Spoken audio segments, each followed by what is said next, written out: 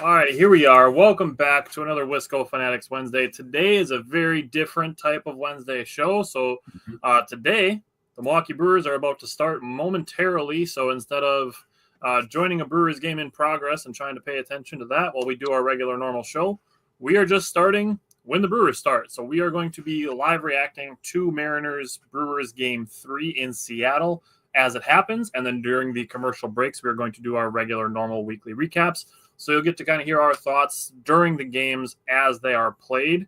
And then we'll get our recaps in during the commercials and we'll put it together instead of trying to, push this game off until next week or trying to start the show at like 6 o'clock tonight or something like that. We're just going to do it live. So we're going to hit the intro and then we're going to start the beginning of the Brewer game.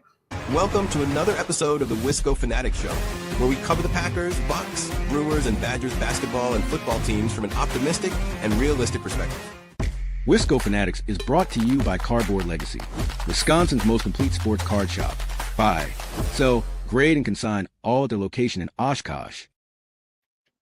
Alrighty, so as it said, we are sponsored by Cardboard Legacy. I got the Cardboard Legacy shirt on today. Want to give them a congratulations. They have been in operation for 3 years as of Saturday. So congrats to the guys at Cardboard Legacy and another thank you to those guys over there for their sponsorship. It has helped us. So we appreciate them and Nick and Riley that run the shop up there in Oshkosh. They're good guys. So definitely go check them out. And you can come see us at August at their next card show. So August 17th is their next card show. But Connor, welcome back to another watch party. It's one of those things that, we wish we could do more often if we had more time. But until the show pays the bills, we got to work full-time jobs. But here we are today. We can watch the Brewer game. So Bryce Terang is up to bat. Jake, I don't know what the count is for you, but he just got the second strike to him.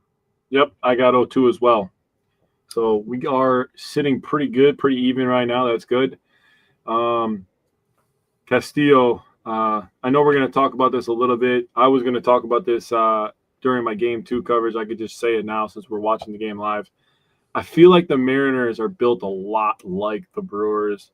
Really good pitching staff, really good defense. They got a couple people in their lineup that you are just like, okay, let's not let these two dudes kind of just wreck this game for us. Mm-hmm. And then they got a couple scrappers. They got veterans put in the right spot, young guys put in the right spot, and they're just on the West Coast. They're the West Coast Brewers is what I guess I'll call them. But they are built really. I mean, and I said this in the Wisco Fanatics back room on Monday's game when the Brewers briefly took first place for a day. That still felt good. I don't care what Cubs fans say. That felt good to take that. Yep. I was like, the franchise for the Brewers did start in Seattle, so if you were going to cheer for a second team, if the Brewers were to ever go away, Seattle wouldn't be a bad option since that's where we started out. I don't hate that. Seattle, you mentioned they have good pitchers, and they really do. Mm-hmm. I think a lot of their guys are underrated. I think some of the guys' numbers that they have are, they make them a little bit underrated. Like Logan Gilbert, which we'll talk about Game 2 when we get to some of the recaps, but Logan Gilbert last night, he was really good, and he's a pitcher that I respect. Like he's legit. He's really good. Luis Castillo is really good. Yeah, he's not exactly a pushover, man. He's gonna give you 5-6 innings of good baseball, keep your team in the game. Yeah. Again, adopting that same mindset that Brewers fans have adopted over the last couple of years. Yeah, I agree with that, Connor. 100% agree with that. Connor said Cal doesn't get the national love he deserves. We're definitely going to talk about Cal Raleigh plenty today. Got a hold of one pitch last night, man. Yep. But he should be the AL MVP as of right now. Yeah, I don't want to see people talking about Aaron Judge. The Seattle's in a better position than the Yankees are, in my opinion. Yeah. And I don't strongly dislike Seattle the way that I do with New York. Yeah, that helps. That helps with my vote. Luis Castillo on the season, he has 7-5 record. He has a 3.21 ERA and 20 starts. Has a 121 WHIP. I mean, those are pretty solid numbers. Yeah. Very solid. He's in the 94th percentile for fastball run value, so very good with fastball. Breaking balls, not so much, but his off-speed stuff is okay. But his fastball is what does it. He's a four-seam, sinker, slider, changeup. But, yeah, his four-seam fastball is definitely his best pitch. So Connor asked, do you guys plan on having any trade deadline content? The answer is yes. We will be doing that next Wednesday, so tune in for that. We're going to get I believe we settled on a top 5. We're going to get a top 5 together so we can put together a nice list. That, if we do a top 5, we could put, maybe 2 pitchers. I don't think we need any pitching, but I'm just saying it allows us to have a little bit more freedom with our trade. Ideas. That'll be next week, by the way, Connor. Next week is when we're going to be doing that. So Christian Yelich just extended his hitting streak or his on-base streak to 29 games. That matches the longest streak that he's had since 2020. Wow, that's impressive. So if he gets on base on Friday, he will have exceeded any streak that he's had since his MVP and second-year MVP years for getting on base. I like that. I wonder what Barry Bonds' record is for most on base streak. It's probably like fucking 140.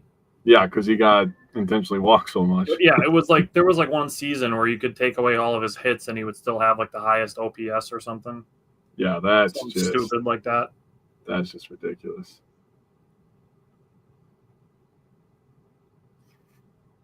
Oh yeah, come on, Jackson. Brewers have been very good lately in 2 strike counts, shortening up the swing. And Jackson Churio's hands, man. I know they've been talking about it a bunch over last week about how quick his hands are, man. But you really can't get a grasp of it unless you see it. Like we could talk about it all day, but when you see it and you compare it to other people, that's when you're like, oh shit, yeah. Yeah. Connerson, there's been a lot of smoke around a certain third baseman from Arizona. You know what? It gets to a point where I hope that the Brewers keep getting mentioned as a team that gets interested, that it forces the Cubs or the Yankees to massively overpay for him. I think he's going to go to the Yankees, bro. I think the Yankees are going to give up a ton because the third base for them is a black hole. Yeah. They could use a guy like Caleb Irvin. Dude, I was going to say it. I was like, they had a third baseman. Yeah. I'll gladly take Caleb Irvin. And honestly, they have not been thrilled with Devin Williams. No. And like we don't need the extra help in the bullpen, obviously. So we could survive that. We needed the help at third base. So that was a absolute win of a trade for Matt Arnold. And Nestor Cortez could be back as early as next Wednesday or Thursday. That could, and honestly, all right, I'm going to hold off because we're going to go to a 6-man rotation, and that's just, it is what it is. Yeah, we'll have that conversation in a little bit. All right, commercial time. You want to run game 1 here? Yep. All right. So Jackson Churro struck out with Christian Yelich on first base to end the first inning. So we're going to move into our first recap. Brewers at Dodgers game 1. What stood out to you from that one? Well, obviously, first game after the All-Star break, Brewers are on fire coming into this series. Everybody's talking about it. Says like, oh, okay, maybe Milwaukee's doing it again. And they come out in LA and they win a shutout 2-0 versus the Dodgers. 9th shutout of the year at this point. Also, mind you, going into this game, the series where the Brewers swept the Dodgers in Milwaukee, we outscored them 15-4. So we really dominated them in a 3-game series in Milwaukee. And then you come into this one and Quinn Priester's on the mound. He gets the win, gives you 6 innings, 3 hits, no earned runs, no walks, and 10 strikeouts. That is domination. Also, to get those stats, he only threw 77 pitches, so that's just right there. Yeah. When I saw the pitches, I was like, holy shit, dude. Dude, he was dominant from the get-go. Like, he literally struck out Ohtani, Betts, and Freeman to start the game. Yep. He was fucking dealing. Yeah, he was dealing. You mentioned the 77 pitches to go 6 shutout innings. That's fantastic. 10 strikeouts, no walks. I'm definitely going to have a stat for you probably on the second commercial break when we get to that. But Quinn Priester was absolutely dealing. He had 15 out of 20 first pitch strikes. And I'll just throw it out there. Quinn Priester is the first pitcher to throw a quality start versus the Dodgers with 10 strikeouts and no walks. Also, pitchers with games of 10 strikeouts and 0 runs. Tariq Skubal has 4, Sonny Gray has 3, and there are 3 players tied with 2, and one of them is Quinn Priester. Yeah. Connor said, national media, Brewers did it again. Don't know how. We'll underestimate them. Next spring, we'll finish 4th in the NL Central. When will they learn? I mean, I hope eventually, but I also don't mind having kind of the underdog mentality. Yeah, honestly, I love it. They do this to Wisconsin teams all the time. I mean, they're doing it to the Bucks now coming into this season. They're gonna learn. I have a really weird feeling, and we have to plan our Badger football primer. But I have a really weird feeling in my gut about the Badgers football team this year. I was reading a bunch of stuff the last couple of days, really educating myself on this Badgers football team, where they stand. I didn't get to watch Fickell. I know he met with the media today at the Big Ten Media Day out in Los Angeles. I didn't get to – was it in Los Angeles or Las Vegas? Either or. I didn't get to watch that, so I'm going to watch that later. But looking at this roster, man, I feel really good about the Badger football team. They do it to the Brewers consistently. They're doing it to the Packers to some degree, where they're picking the Bears to finish ahead of us. They're picking They're picking us to finish 4th in our division. I understand our division was good last year, but have you seen the Packers roster? The Packers roster is filthy, dude. And it's still filthy. Young. And it's got good coaching. That's the thing that is consistent with all these teams is the coaching. Quinn Priester got a 1-pitch ground out for the first batter and then just struck out J-Rod on 4 pitches. So he's had 5 pitches. He threw another strike. He's been really, really good at attacking. I was going to say that with the Dodger game. He was really attacking hitters early and often, and that's what led to his efficient outing. I'm just going to – my guy Tyler Black starting at first base. Yeah, it was nice to see him getting that bat last night. I was like, yeah, Tyler Black is back. Let's go. He got on base. 7-pitch inning. Yeah, we'll take that for 9. We'll take that for 9 of those. Yeah, right? 63-pitch complete game. Yeah, so just real quickly to go over this game 1 here. I mean, Uribe, Koenig, and McGill were all fantastic in this game. Obviously, this was a barn burner of a game. Uribe with his league-leading 27th hole of the year. Koenig's up to 18 holes on the year. And McGill got his 22nd save of the season. But on the other side of things, you needed offense to win this game as well. And the offense was provided by nobody other than Caleb Durbin, who we were just talking about before with the Yankees. He got a double, his 13th double of the year that got Collins in the 5th inning, because Collins led off the 5th inning with a walk. Bowers grounded out, which moved Collins from first to second base. And then Durbin in a 2-0 count got a sinker down the middle and smacked it 108.8 miles per hour. So he got a hold of it. That was the 3rd hardest hit ball in the game. And and then he hit a home run later in the game. That was his 5th home run of the year. He hit that one 101.9. Would have been a homer in 19 of 30 ballparks. So Caleb Durbin was providing the offense, even though it was only a little bit. That's all they needed because the pitching staff was elite. Yeah, Zach, that was a great start by Priester, and so was the first game against the Dodgers. We talked about that a little bit. A couple other things that I would throw out there. William Contreras showed some catchers are athletes too, by making a nice sliding catch up along their netting in the back part of their backstop. Mm-hmm. More good defense in the bottom of the 4th inning after Freddie Freeman had a 1-out double. Caleb Durbin snagged a line drive and doubled him off of second base, so that was a great job by him defensively, as well as Jake just broke down the offensive part of it. Bottom of the 7th, Admi Uribe allowed a leadoff walk and then got a fly out and a ground into a double play. He's one of those guys that some people don't necessarily trust his command, and at times it does get a little I don't even want to say erratic. It just gets a little loose. Mm-hmm. But he is one of those guys that is capable of, if he gets a guy on base, he can get a ground ball. So I trust Abner Uribe in those types of situations. But the A bullpen did their thing. Abner Uribe took a 13-pitch 7th inning. Jared Koenig took a 10-pitch 8th inning. And Trevor McGill with a 7-pitch 9th. And Isaac Collins just led off the top of the 2nd with a single. So we're going to go back to the Brewers and Mariners game. Yes. and then you can you lead off game 2. We'll do the flip flop Sure. thing where you can. I think I have a couple more things here too yet, but Yeah, that's fine. Connor said it seems like the Phillies, at least for me, is the changing point in the season. I could see that. And to give an update on the NL Central race, the Cubs are losing right now 8-2 to the Royals. Yeah, we can scoreboard watch that a little bit too while we're I'll the Brewers give an and update. Mariners right now. What inning is that in? That is in this bottom of the 6th right now. 0 outs. The Royals are ahead 8-2. The Cardinals are losing to the Rockies right now as well. Did you just say the Cubs are losing 8-2? Yes, 8-2. Jesus, dude. So the Cubs think that the Brewers are just lucky. Meanwhile, they've lost 12-4 and are losing 8-2 right now this week. Yeah. Jeez. Hey, Zach, we hope so, Tyler man. Black is so due for a breakout this time up. I would love for him to pull a ball down the right field line and leg out a triple and be like, dude, we have a first baseman that's fast with good contact too. Well, he definitely pulled one on the right field line. Am I ahead of you now? Yep. My bad. You're going to like it, though. I promise you'll like it. Good call. Dude, literally when you said it is when it happened on my screen. I'm not kidding. Yeah, I'm good. Here we go. Dude, look at the hustle. Even if that throw's accurate, he beats it. I'll take a double instead of a triple, but that was pretty good.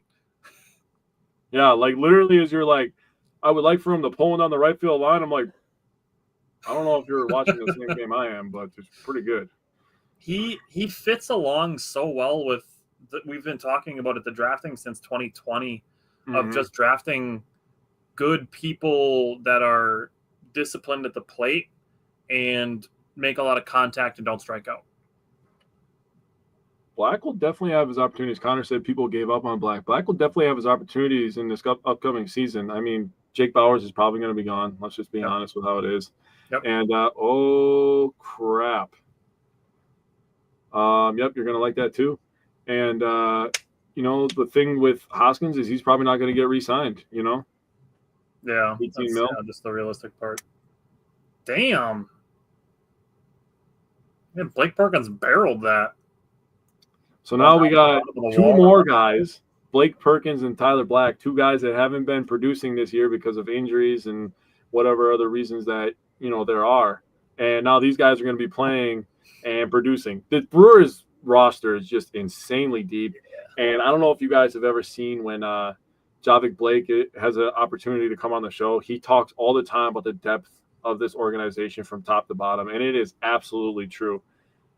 People that talk about the Brewers and say that they're lucky, they get this, they're summoning demons and all this stuff. Like, clearly they don't watch the Brewers and they don't understand the construction of this roster because they're so deep. It's ridiculous. Dude, all started because Isaac Collins jumps on a first pitch and then Tyler Black has a really good at bat. And I think Tyler Black is in the top 5 for plate discipline. Ooh, that was almost a crazy play. Dang.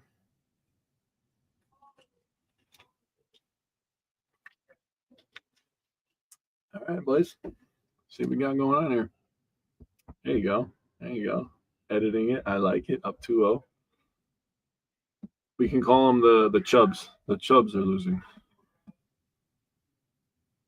Yeah. There we go. Get that on there. Yeah, I love the Brewers draft, man. I didn't get to read too much on it, but I saw the picks, obviously. But man, I read this. Yeah, dude. Yeah, Zach. He had 60 stolen bases in the minors last year.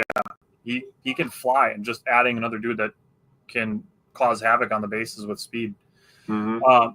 Connor, the Brewers with the draft. Connor said, surprised the Brewers also had another good draft. The thing that the Brewers have done, they've kind of pivoted where they take some below slot guys earlier in the draft to have more money in the middle of the draft. And what they've been doing, Joey Ortiz got a sac fly to get Blake Perkins over to third. Mm-hmm. The Brewers have been doing in the middle and later rounds is drafting high school guys that most other teams aren't touching because they're assumed to be accepting offers to go to college.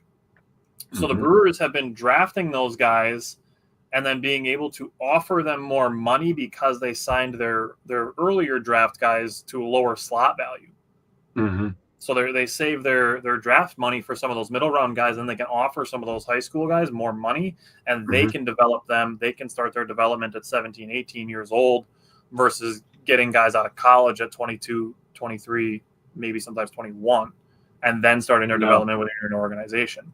That's part of why the Brewers are so good at their international scouting, is because they're grabbing kids when they're 16, 17 years old from, the Dominican Republic and, like just those Latin American countries, and they're finding guys like Jackson Churio and Jesus Mate and Luis Lara. Like, those are just guys that the Brewers are just plucking from international signings. So I'm going to read this next Connor comment. He said, Brewers are just a very well-run organization and don't get the love they deserve nationally for how well they are run. I agree to a point. I do think that we don't have the star power. And when you're trying to sell a league, you have to sell the stars. That's just how it works. That's part of why Mizorowski was an all-star. Yeah, I agree with that. The thing that they do, though, is when the Brewers are in the mix, halfway through the season during the All-Star break, we kind of force ourselves into the conversation. They do give us the love and respect that we do deserve up to that point. So I will say in July, there's been more coverage. Yeah, and rightfully so. The Brewers have earned it. They've forced themselves into the situation where, like, you're going to talk about us now because we're in this thing. We're in the conversation whether you like it or not. You projected us for, I think the Brewers were projected 82.5 wins this year. Yeah. After being projected for 78.5 last year.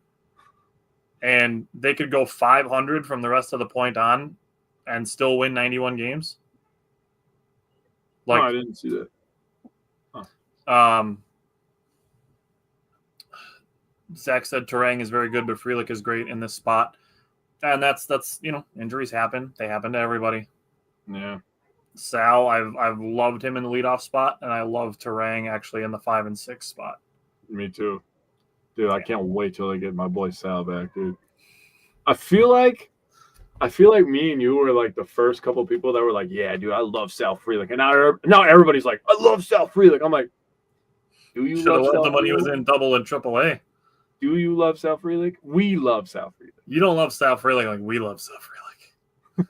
For real, dude. The last couple of things that I had on Brewers-Dodgers game 1. Brewers only allowed 6 hard hits in the entire game. They registered 13 of them themselves.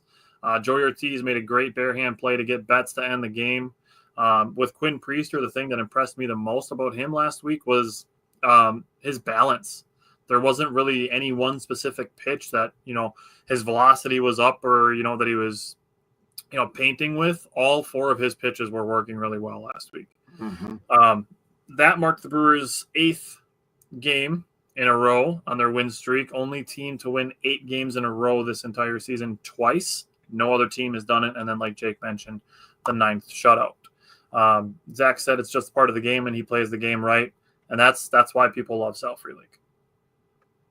Yeah, as Connor's place of employment gets their nice Rally House commercial, Brewers and Dodgers game 2 from last week.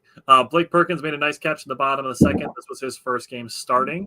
He did get 1 at-bat in the first game of the Dodgers series, but he led off the third of the top inning with one of the easier triples that I've ever seen. He could pretty much jog into third base. Joey Ortiz singled him in. Bryce Terang drew a walk, and William Contreras made it 4 straight on base with a double to right center. That is a big part of why I feel William Contreras is coming around. Because he's using the opposite field. Yes. That put the Brewers up 3-0. Jackson Churio made it 5 straight to reach and extended his hitting streak on a really great at-bat. And the Brewers were off and running in game 2. So we're going to go back to Brewers and Mariners game 3, and then we will come back to Brewers and Dodgers game 2 on the next commercial.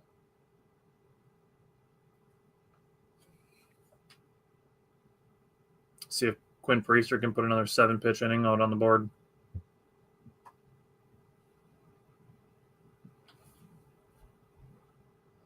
I like how the camera that they have on Sophia Minard is directly behind a bunch of the Brewers coaches that are talking. So you can barely see her face poking up. Yeah, she's tiny, man. That was a good pitch. Yeah, He tucked it right inside the line there. he did what he had to do there. That was a good piece of hitting.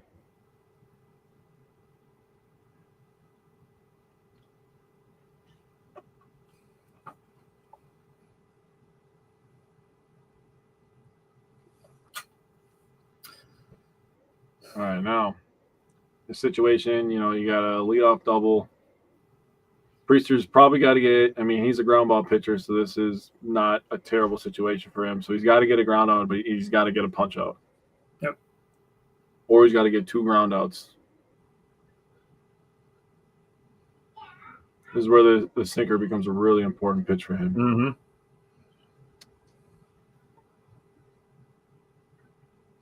Need just enough contact on a grounder too to be able to look the runner back and then make the throw.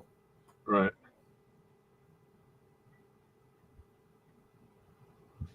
So there they are talking to Sofia Minard, who is standing behind Julio Borbon, Freddie Peralta, and Jose Quintana.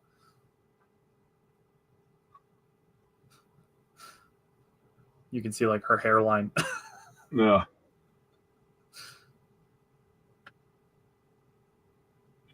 Attaboy, Quinn Priester gets the first strikeout. Now 2 ground outs and you're out.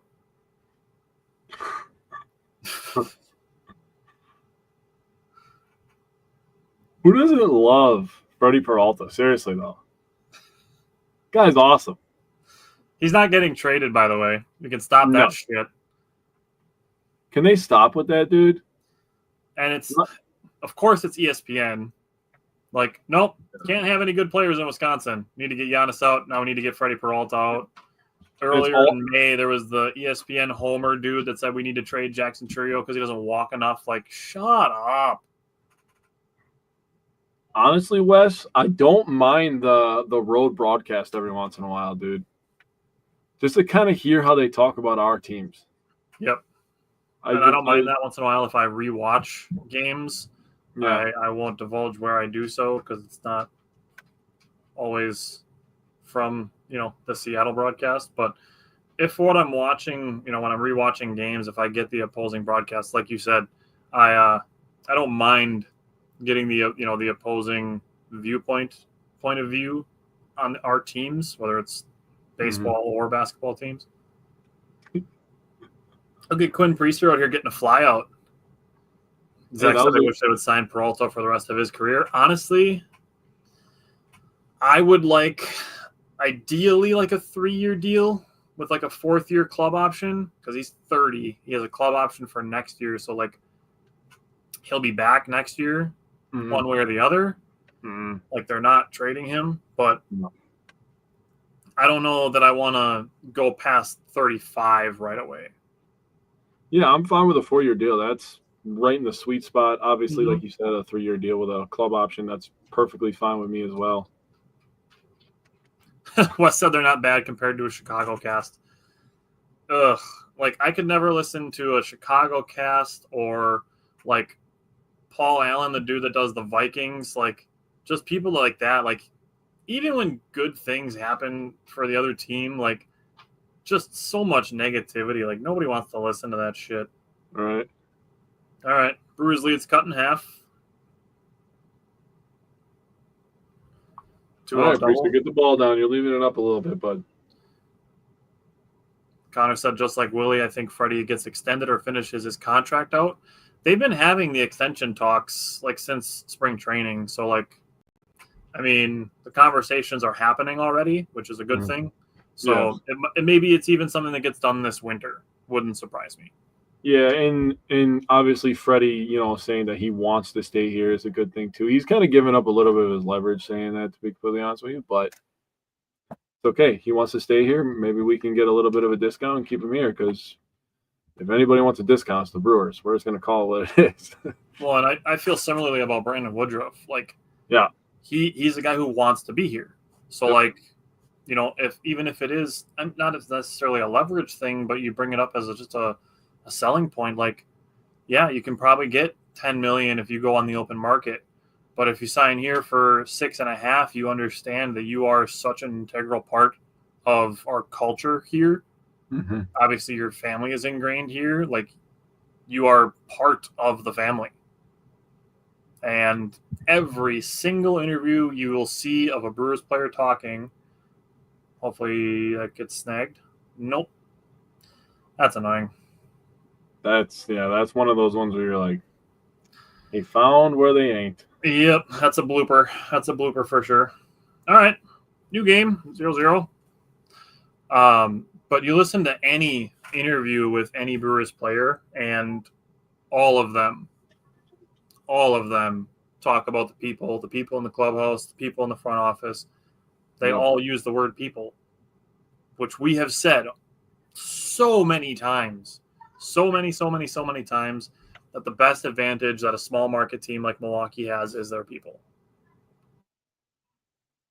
I did hear that, Zach. Zach said that Dodgers broadcast the other day said no one should be surprised the Brewers are good every year. Now, I did hear that, and they're absolutely correct. All right, come on, Priest. Let's get out of this, bud. Yeah, that number 9 hitter is just up there hacking. He's trying to make this a 6-4 game with only one person on base. Sorry, it was an 8-pitch first inning. Well, obviously, Seattle, the last couple of games, has been trying to attack our pitchers early in counts. Uh-huh.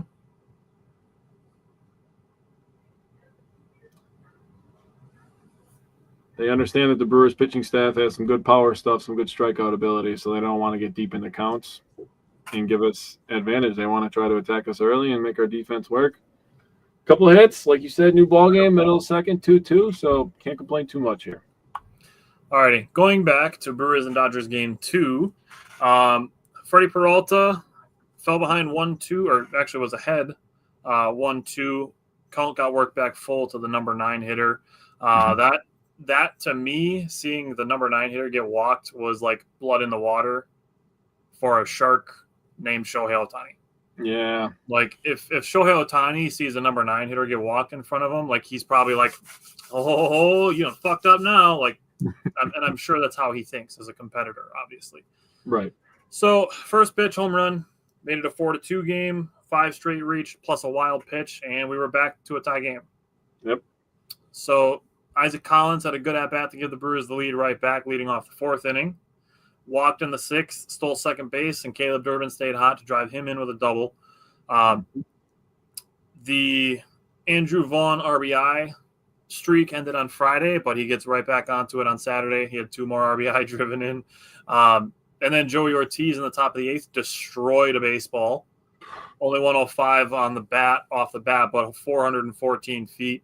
And then the Dodgers matched it twice in the bottom of the 8th, but then a deep fly out by Ohtani versus Jared Koenig. This tied the Brewers' longest win streak since 2023 at 9. And then the 7 straight pitcher wins done by Freddie Peralta is the first time since 1992. So great things from the Brewers and Dodgers in game 2. Wes asked for any word on Salvador. He wants to start on Friday.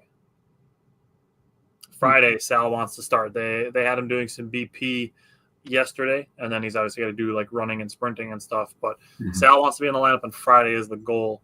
Connor said the worst thing is that these ESPN guys are local as well as with the Freddie and Jackets. Yeah, that is. But it's still the same parent company. It's the umbrella. It trickles down. And the thing of it is, I'm just gonna piggyback real quick. Yeah.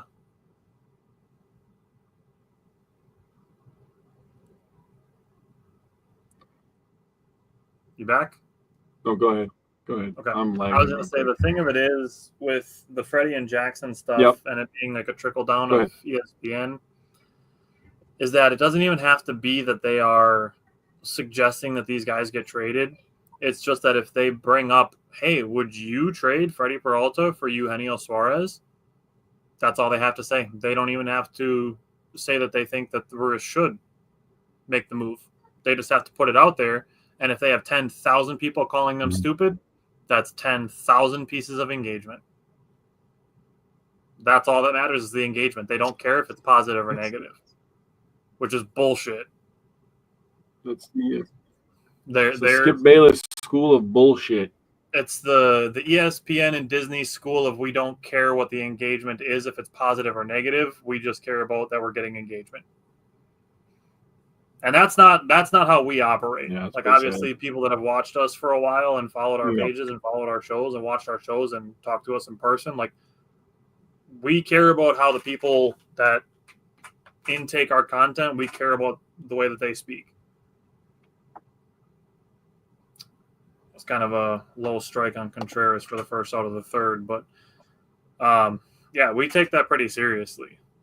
And obviously ESPN does not.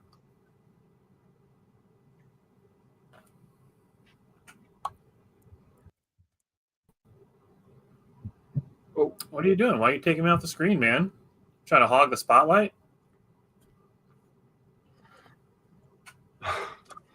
My freaking computer is going crazy. I'm gonna leave real quick and restart my stuff. I'll be right back, okay?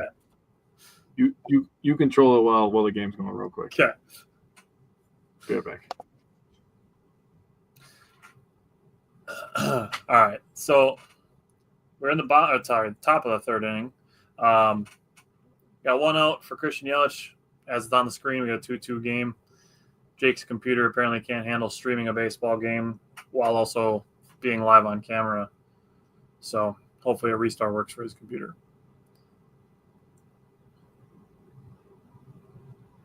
I don't think the Brewers need to trade for a guy like Suarez. And people aren't going to like that the Brewers are in the conversation for him and then don't get him. But I hope that they are in the conversation enough that the Yankees or the Cubs give up like their number one prospect to get Suarez, who is a rental. That's what I hope. That was not a strike to Christian Yelich either.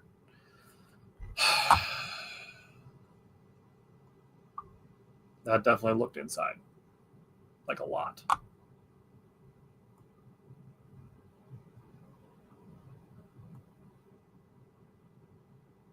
Yep, that was definitely inside. The one to Contreras looked low, but that was a strike. This pitch, I'm just gonna put it on there.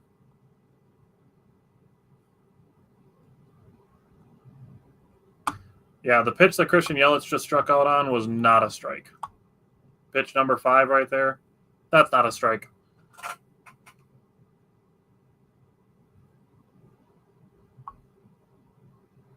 And Jackson Churio gets a broken back ground out. Well, that's annoying. Yep. I don't know if you were able to see the pitch that Christian Yelich just struck out on. It was not a strike. Yeah, I saw it. Connor said ABS cannot come sooner. I don't even need automatic balls and strikes. I don't need robo-umps. What I need is the AAA challenge rule. I need it we talked about it last week. I need it 2 years ago, realistically, but we need the AAA rule. We need it.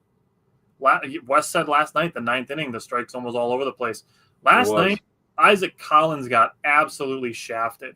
And I even tweeted something about it after. It's like, I'm not even mad that the Brewers' 11-game winning streak is over. I knew it. I knew they weren't going 66-0 in the second half. What I'm mad about is the fact that the umpire took the game out of the hands of the player. Yeah. We talk about this a ton, especially with basketball. But officials, let the game be decided by the players. Don't just expand your strike zone because you want to get the game over with or because you want to make a dramatic call. Just let the players decide the games, dude. Mm-hmm. Yeah. The AAA challenge rule, it takes 5 seconds for them to tap the helmet and then for them to show the Hawkeye of if it's a ball or a strike. Yep. It takes 5 seconds. They've done the research on it. It does not add a lot of time to the games. Yep. You want to give any thoughts from Brewers and Dodgers game 2 before the commercial break is over? Yeah. So real quick, I just wanted to piggyback. Funniest thing I saw tweeted after game 2 was somebody said about Andrew Vaughn, they said, even though that his Linsanity run is over with the Brewers, he's still finding a way to produce. And I was like, oh, that's pretty good. So, yeah, obviously, couple homers from the Brewers, homers from Ohtani. It was a much different ball game in game 2 than game 1. Game 1 is more of a pitcher's duel. Defense shined, pitching staff shined, and then in game 2, it was just a lot of hitting, a lot of offense, and the Brewers finding a different way to win a baseball game. And that's just what they've been doing all year long and what got them to the point where they had the best record in all of baseball. All right, so now we're in the bottom of the third, and J.P. Crawford is getting a much looser strike zone, or a tighter strike zone on Quinn Priester. Like a pretty similar low pitch that Contreras just got rung up on was called a ball for Crawford. Wes said, unlimited challenges, you get 1 per at-bat, I believe is the AAA rule. That's okay. Just like the timeout situation, I don't hate that. It's not going to make the game not last that much longer. And I believe the pitchers each get 1 challenge per at-bat as well. Okay. But it's just a simple tap on the top of the head. They check it, and we move on. It's really, I mean, with the way technology is today, you could probably figure that out pretty good. Dude, the way the technology's been since, 2005, before they had StatCast, they could have been doing that. Because it's the same, it's Hawkeye. It's the same technology that they determine if a ball is in or out in tennis. Yeah. It's the same exact technology. Quinn Priester is getting bit by the soft contact bug a little bit. Dude, I was like, dude, that's 2 now. That's 2 soft contact bugs. Blooper for a run, and now 1 infield single on a tapper. Can't complain about it, though. I mean, the Brewers do it plenty. Yeah, 100%. So I'm not going to be like, oh, my God, this is bullshit. The Mariners are so lucky. No, it's part of baseball. They literally say hit them where they ain't. The thing is the amount of Cubs fans that complain about the Brewers just being lucky, I guarantee you have not watched a single minute of Brewers baseball. Bro, when I tell you my first takeaway from game 3 of the Brewers and Dodgers is the funniest thing about the Brewers beating the shit out of the Dodgers is not even that we're beating the shit out of the Dodgers. It's that when the Brewers win against anybody and they're closing the gap and Priester's getting squeezed now. This is starting to piss me off. Oh, you'll like what happens next. What's up, buddy? Is that Cubs fans are crashing out after every single win, and it's the funniest thing. I just like reading all the threads, dude, and seeing all Priester, the TikToks and the shorts, and it's like, oh, dude, that's so funny, bro. All right, Quinn Priester got a ground ball double play to get out of the inning, so good job by him. Is there anything else you wanted to say on Brewers Dodgers game 2? No, I trust that you just covered it good enough. So okay, all right, let's go to Brewers and Dodgers game 3. Yeah, so Quintana on the mound, and my opinions on Quintana remain the same. He's a veteran. When he needs the control, he's going to have the control. I said that to you literally during this game. There was a situation in this game where he needed to dot the I, and he dotted the I and crossed the T at the same time. So I don't know why everybody's just so quick to get rid of him. I understand that he's an expiring contract and he's an older guy, and people are excited for guys like, Robert Gosser, who we're starting to hear murmurs of. They're excited about Logan Henderson, who we saw earlier this year. Yeah. I get that. But we're going to have a discussion here shortly about another young pitcher that's getting a lot of talk. Mm-hmm. And the Brewers aren't just going to just throw these guys out there and just have them throw 190 innings. Right. They're not going to do that. There's a reason that they have depth. It's because they control their pitch counts. We'll have bullpen days, and we're going to have that discussion. I'm going to get super passionate about something, and I'm just going to write it down so that I remember to say it when we talk about it, because there's the fact that there's still a lack of trust is wild to me. Yeah. So let me just jump in on Quintana specifically. He started the game off with a 3-pitch strike of Betts and Ohtani. Mm-hmm. Both offenses were quiet until the bottom of the 3rd inning. Quintana gave up a double, a ground out, and a sac fly by the 7, 8, 9 hitters to create a run. And then Betts and Ohtani manufactured 2 more. And the Ohtani at bat, Quintana was behind 2-0. You mentioned he locked right back in after that. Yeah. People don't like that he gives up 4 runs in an appearance, but that happens. We're not talking about how good he pitched the last 2 before that. And shout out to him for finishing 6 innings in this game. Yeah. So we'll jump back in on anything else in the Dodgers' 3rd game on the next commercial break. So we're back to Brewers and Mariners, top of the 4th inning, and Isaac Collins is leading off.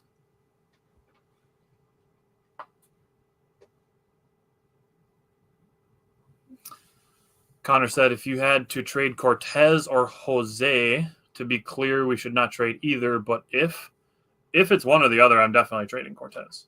Yeah, I think. Yeah, I was gonna say. I think Tyler knows pretty clearly where I stand on this. Yeah. I mean, Quintana is the healthier one right now, but I also think he is the more experienced guy for sure, obviously, because he's older. But I would trust Quintana more to start a playoff game than I would Cortez.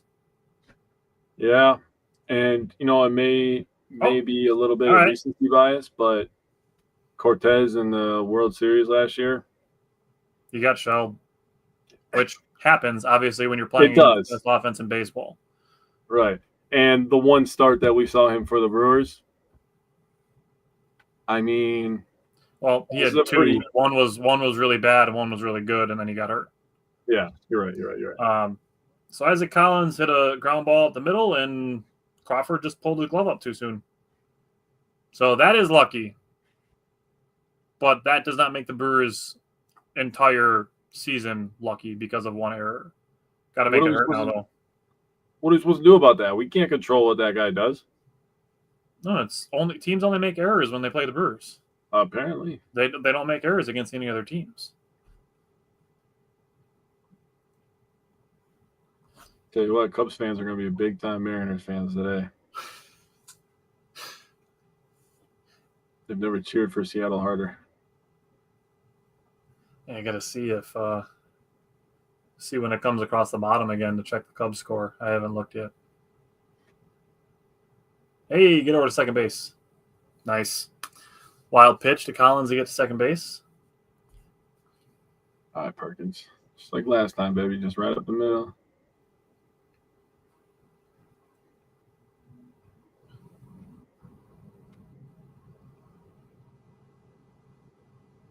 Not everything has to be a home run, and that's, I do, there's a lot of discussions going on about the Brewers. People are talking about they need more pop in their lineup, and I agree they do need a little bit more pop, but I like how the lineup is playing right now, just making contact, making things happen. That's really the identity of this team, just forcing the defense to make a play.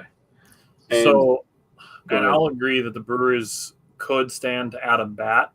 I don't think they need to go and get Suarez. Like, they don't need to go and overpay for the top bat just for the sake of getting one. Like, a guy like Ryan O'Hearn, I think, would be a good fit. He's probably one of the top bats, but they wouldn't have to pay as much to get him, I don't think. And, even a guy like Ryan McMahon, who started off the season really slow but has gotten better over the last month and a half or so, I think would be a good option. Because I don't think that the Brewers need to find somebody so good that they just bench Joey Ortiz. Or platoon him in Durbin.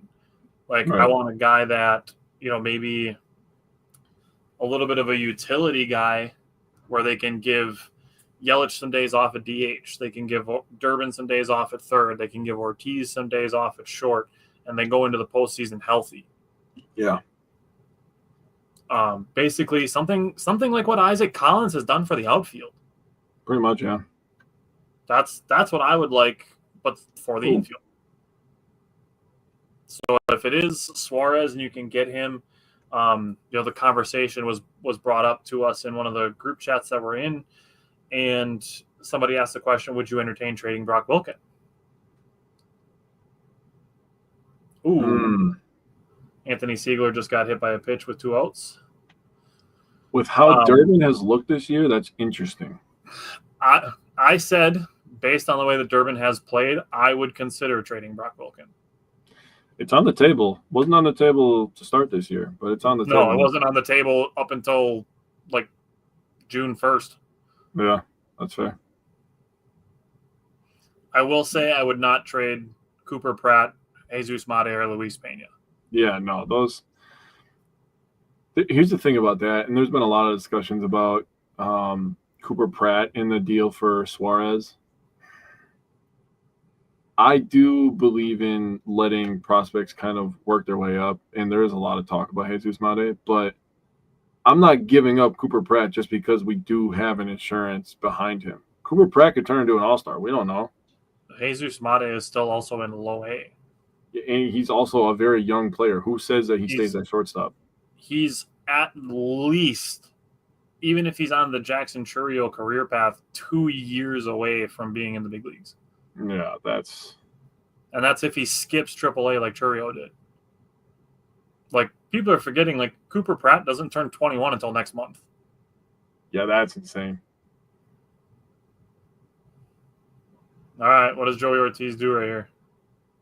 You'll like it. Slaps one to the opposite field. That's a good approach by him, too. Oh, what a slide. Wow. The ball beat Isaac Collins there, but the slide. That goes into the same discussion that we've talked about. Yeah, that's how not good luck. The base running has been, dude. That's not luck. That is a skill that clearly they work at. 1,000,000% skill. That's like the Badgers basketball team was really good at free throws last year, and everybody's like, "Oh, they're free throw merchants." Stop fouling us, then. Dude, base running is absolutely a skill.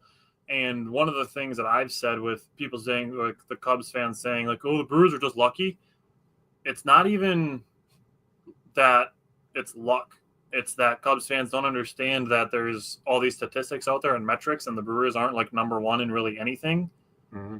I think they're like second or third in base running value, but outside of base running, there's nothing that the Brewers like hang their hat on. Like, this is how we win, which is what makes them dangerous, which is how they won against the Dodgers. We're going to talk about it. So that's another thing that Cubs fans just can't handle, is that the Brewers can win games in multiple ways. And because they don't watch Brewers games unless they're playing the Cubs, they don't understand that the Brewers can win in multiple ways. Right. And yes, Wes, that was a close one, but that was a great slide by Isaac Collins to just tap his hand on the plate. That was. Now we're a base hit from Bryce Durang. This thing being broke open a little bit, in my opinion. I think Priester's going to lock in now. A Bryce Durang single to right field would definitely give some comfort.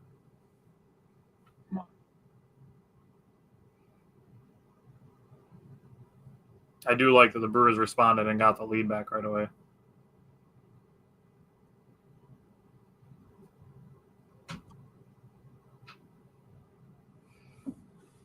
All right. 2-strike hit here would be super clutch too.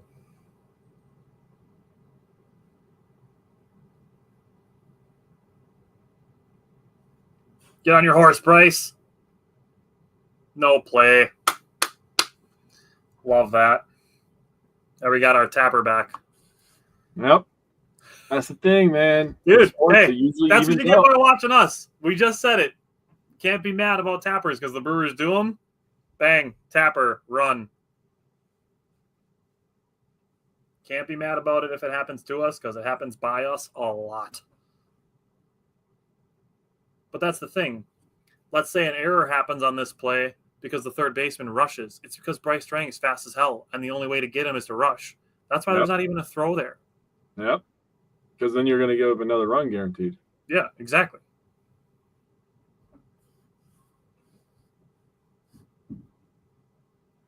Would love if Contreras could put one in a gap and make this 6-2.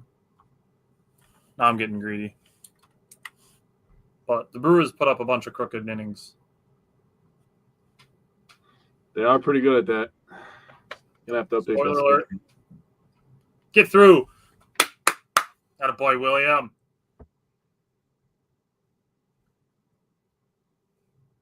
Not the gap I was looking for, but I'll take it. Hey, any way works for me, man. Crawford is having a tough day defensively so far. Yeah. Having a tough inning defensively. Yeah, that's even more true. This inning started with the Isaac Collins ball going under his glove. That's a tough play. Like, that's probably going to go in as a single for Contreras, but that would have redeemed him for the error that he had against Collins. Yeah, that would have been a really, really nice play if he made it. But that would have been tough. That's what makes Bryce Terang so amazing, dude. Is you watch him, he makes everything look smooth and easy, and it's like you guys don't understand how good he is. Yeah. So the Brewers' 3 runs that they've scored in this inning are unearned because Isaac Collins reached on an error.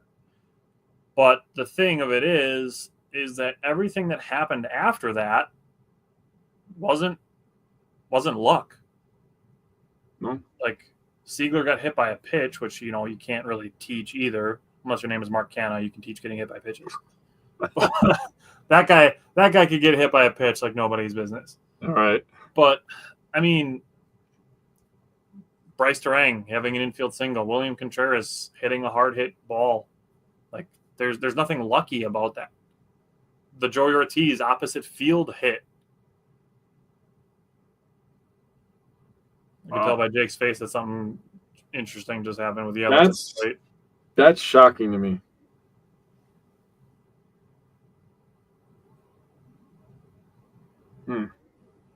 Oh, shit. That was a choice. I'm not sure how to feel about that. I don't hate it strategically. I don't either, but it looked to me like the third baseman was playing up. Yeah.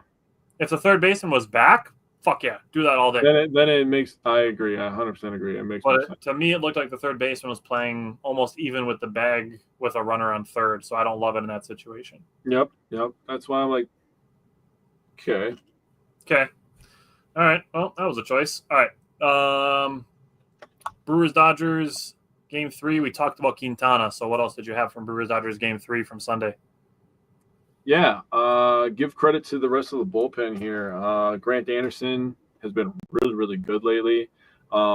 People shouldn't have thoughts of, oh shit, Grant Anderson's coming in over the last couple of weeks. He's been absolutely solid. He's a bridge. Yeah, he only needed 12 pitches to get 3 outs.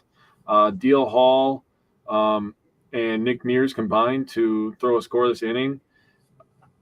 That was just one of those situations where Dale Hall just ended up walking a guy, and it was just like, okay, well, now we need and you said this a couple weeks ago, we need it's time to not fuck around pitcher to come in. So Nick Mears comes in and gets the out in 5 pitches that he needs to get out. And then Abner Uribe made things very, very interesting in the 9th inning. I got to a point in the 9th where he got what happened? Yeah, he got an out, and then he gave up a single. And then he got a fielder's choice, and then there was a single and a walk. And I was like, oh, God, please don't let this happen to me on Sunday. Please don't let this happen. And then he gave up a run on an error by Vaughn. The ball was a little high. I'm not that mad at Vaughn, honestly. Yeah. I will say there was a point in this game where there was a run scored by Churio because he was hustling all the way around the bases. Yep, we're going to talk about that for sure. And then there was a situation right here where there was not as much hustle with the LA base runners, and it ended up costing them. And then, Betts ends up lining up to get the final out of the game, and, Uribe gets to celebrate. We all get to celebrate. We sweep the Dodgers. I think the funniest thing for me coming out of this game was realizing that the Colorado Rockies are going to beat us more times than the Dodgers this year. That is absolutely hilarious. But that's exactly. That's one of those. What? That's the thing. Would you feel better if the Brewers swept all of their games against the Rockies, but went 3-3 against the Dodgers? Or do you feel better against losing a game to the Rockies here and there, or losing a game to the White Sox after you beat them the first 2 games of a series, and then go 6-0 against the Dodgers? Yeah, see? I know my answer. I know my answer You know, too. the narrative is that you lose to a bad team once in a while, which you have to be able to take in stride because none of those teams are winning 0 games. But otherwise, you end up kind of like how the Packers were, where they didn't beat any of the teams in their division except for the Bears once, but they beat everybody else. Yeah. So I'd rather, mix in the occasional loss to a bad team, especially in a season with 162 games, and then beat the hell out of a really good team, the defending champions. Mm-hmm. Same with like sweeping the Phillies in Philadelphia or sweeping the Twins in Minnesota. Yeah, I'll drop a game to the Orioles here or there. Yeah. Or a game to the Marlins here or there in exchange for sweeping good teams that, build confidence and show that you belong and give you confidence for the playoffs because those are the teams you're going to be facing. You don't have to be afraid of the Rockies in the playoffs. No. But now the Dodgers have to be afraid of us. And I guarantee you they are. The Dodgers do not want any part of the Brewers in the playoffs. No, they don't. And, what do they always point to with teams, that are going into the playoffs? They always point to a couple things. Road record and the record versus over 500. And the Brewers so far are phenomenal in both those categories up to this point. They've been on fire on the road lately. Yeah. And spoiler alert, number 1 in record against teams over 500. Yep. But that's lucky. That's a good thing to be number 1 in, by the way. That's you a can miss great me with the Wool Bacon. We're 23rd in Wool Bacon. I had a pretty funny one the other day, I thought. I can't wait to wake up and see that the Brewers are in first place in the league, but Cubs fans say they're lucky because their expected Digimon is low. That is funny. Quinn Priester got 2 pretty quick outs for the bottom. He's going to lock in now, dude. Oof. And then threw a nasty slider for strike 1 against Garver. That to me is my favorite thing as far as momentum is concerned. You put a 3 spot up in the top of the inning or, in the bottom of the inning, and then the next half inning, you just come out and go 1, 2, 3 against your opponent. That's how you suck the air out of a building. That is the definition of a momentum swing in baseball. Ooh, good frame, Contreras. About time we get a wide strike. And then he's bitching about it, dude. I mean, it wasn't a strike, but the Brewers have been called on it at least 2 or 3 times already. So I'm not going to be feeling sorry for him.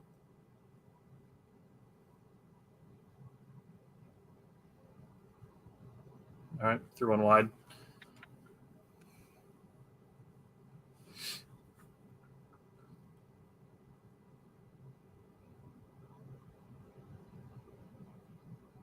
Threw another 1 wide. Threw 1 really, really nasty slider and then yanked a couple of them.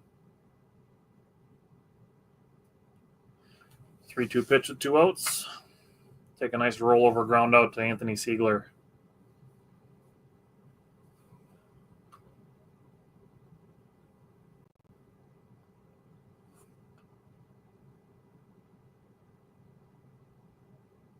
It was in the right direction. He had a foul, though.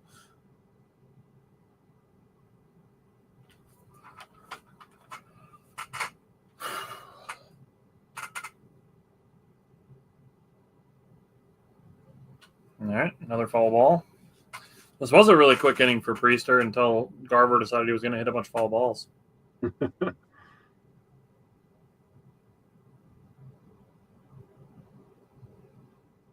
we go. All right. See, that's like you just said. Like, Terang makes that look so smooth and so easy. Dude. That's this thing about these athletes that are so good, man. I've said it about Giannis. I've said it about Aaron Rodgers. When Rodgers throws a ball, he throws it 45 yards on the run, and people go outside and they're like, "Oh, I could do that." No, you can't. No, you missed your target by 17 feet. Yeah. Now I want you to add a 295-pound man running 17 and a half miles per hour trying to rip your throat out of your eyeballs at the same time while you make that throw. It's not happening. It's impossible. Did you have anything else you wanted to say about Brewers-Dodgers Game 3 from Sunday? I let out a thunderous scream after we got the final out. That's the last thing I have written down. I was at dinner with my family during this game. Oh, So wow. I was watching this on my phone and like talking to my wife's aunt and having conversations with her and stuff like that. And then kind of doing these and looking at the TV and doing some silent fist pumps. Yeah. Can't do any yes. Like right. Just doing the silent fist pump, just squeezing it tight. Brewers had 2 1-out singles in the first inning. Didn't get any runs out of it. Top of the fourth with 2 outs after an Andrew Vaughn leadoff walk. Blake Perkins singled a run in with 2 strikes on an error forced by speed, in my opinion. Mm-hmm. And then Andre Monasterio singled in Blake Perkins, also with 2 strikes. Mm-hmm. To second on the Esteury Ruiz horrible choice to try to throw home to get Blake Perkins. Like, why are you trying to throw home to get Blake Perkins in the first place? And then by making that throw, allowed Andre Monasterio to get to second base.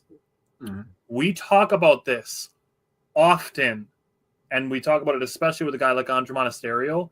Guys that don't play often, staying locked in. That's coaching. Keeping a guy like Andre Monasterio locked in when he does not play often. Esteury Ruiz was not locked in. He threw home with 2 outs with a fast runner on base. Yeah. You're not getting that guy. All you did was give an extra 90 feet to Andre Monasterio. Yep, and now he's in scoring position. And then what happened after that? A rope by Joey Ortiz to the center fielder who missed it off his glove was 109 off the bat. It was originally ruled a double before being changed to an error, but a frozen rope by Joey Ortiz, which it's possible that Monasterio could have scored from first on it, but definitely a lot easier to score from second. Yeah, you could pull up a little earlier. Yeah. Esteury Ruiz did kind of make up for it. He got himself a home run in the bottom of the 5th to give the Dodgers a 4-3 lead, but the Brewers put the pressure on with speed and by putting the ball in play with 2 strikes. Mm-hmm. So we're back to Brewers-Mariners, Game 3. It's top of the 5th now, and Churrio's leading off. He's in a 2-1 count for me. There you go. You extend the hitting streak? Spoiler alert, he extends the hitting streak. Blooper! With a blooper! All right, we're even on bloopers and tappers now. Bloopers and tappers. This one extends the hitting streak. We love to see it. He's up to 17 now, which is pretty incredible. A couple more hits and a couple more games, he's going to have a hitting streak as old as he is. Yeah, 4 more.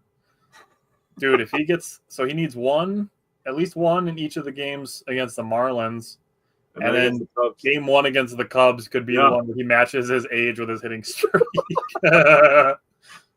Dude, the script is writing itself at this point. It really is. Let's go. Come on, Collins. Love to see Churrio take off for second here. Up by 3. I'm okay with being a little extra aggressive on the bases to get this to a non-save situation. That's fair. I was going to say I want to see Collins hit one in the gap. I want to see Churrio run. It's also valid. Cubs are down 8-4 in the top of the 9th. What's that? Cubs are down 8-4 in the top of the 9th. I'm just going to. Okay. Hey, good rip, Collins. Solid single right back up the middle. Yeah, we'll take that too. Great piece of hitting. Great line drive. Now the Brewers are starting to get pretty good contact on Castillo last couple innings here. All right, I agree. That's a good idea. All right. Bottom of the 9th.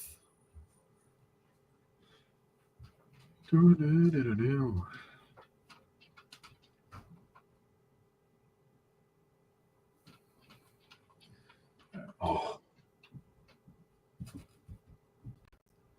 Come on, Tyler.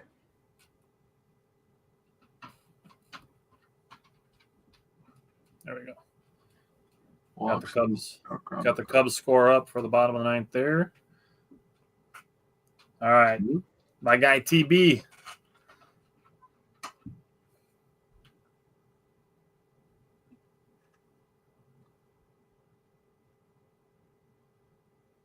That'll do, Donkey. Attaboy. That'll do.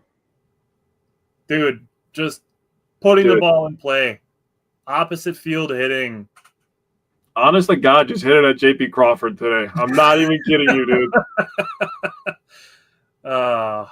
Zach said perfect Brewers baseball the last 2 innings. Couldn't agree more. But, dude, oh, my God.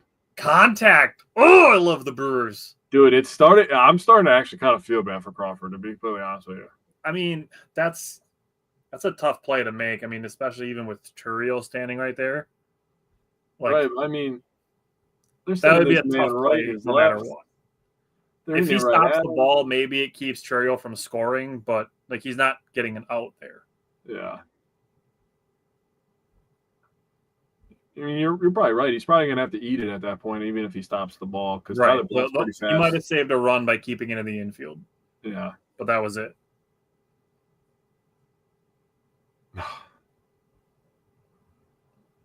Yeah, Zach said he's having a rough day. He is, but JP Crawford is having a day like I had a night last night, man. I couldn't sleep at all, bro. I got 3 hours of sleep last night, man. I got 5, a little less than 5. I had to sit stayed up to watch game 2, so I'd have all my notes for today. I know. I watched the whole game, and then I tried to go to bed right after. Got to like 2:15 in the morning, and I'm like, God, why are you doing this to me? I follow all the laws. On Monday night, we were doing some family stuff, so I didn't watch Monday night's game until yesterday. So I was finishing up Monday night's game while watching last night's game. I was watching 2 baseball games at once last night. Oh, my. I was doing my Monday night notes while watching last night's game, but not watching 2 games. Yeah, I had Monday night's game on my laptop and last night's game live on TV. That's intense. Hey, I might be a busy guy, but rest assured my notes will be ready for Wednesdays. Notes will. Hey, I feel that in my soul, bro. I wake up on Monday morning like notes will be done first Wednesday show, no matter what. Usually I save the only sleeping a couple hours for football season because you get pretty busy. There it is. Cubs just lost, boys. Love to see it. It's always a good day when Chicago 3, loses. 9th inning. Expected batting averages on the 3 outs that they made: 030, 010, and 280. Gross. All right. Well, let's get a W and go back up. Yeah, love to see that. Zach said the Brewers have brought the bunt back too. And you know what? They still do it too much for my liking. But I'm okay with it because they can do it and get on base. Yeah. The bunting that I don't like is to commit outs on purpose. That's when I don't like bunting. I agree with that. Especially since we've seen, a bunch of instances of the Brewers being able to create a bunch of havoc on the bases with their speed.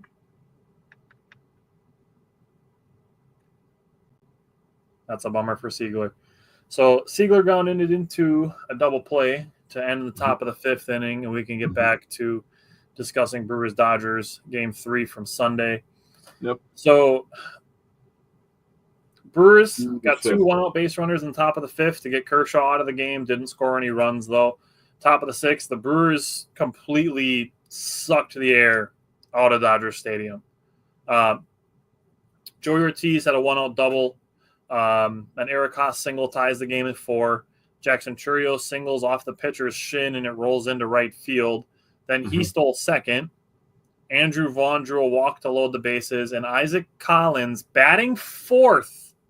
Isaac Collins got put in the cleanup spot by Pat Murphy and came through with a clutch hit with 2 strikes. Yes. A 2-strike, 2-out hit with the bases loaded. Super clutch by Isaac Collins. And you mentioned the hustle by Jackson Churriel to get in before the tag was applied to Andrew Vaughn. Bad base running by Andrew Vaughn. No sugarcoating that at all. He hasn't been here long enough to know how the Brewers operate on the bases.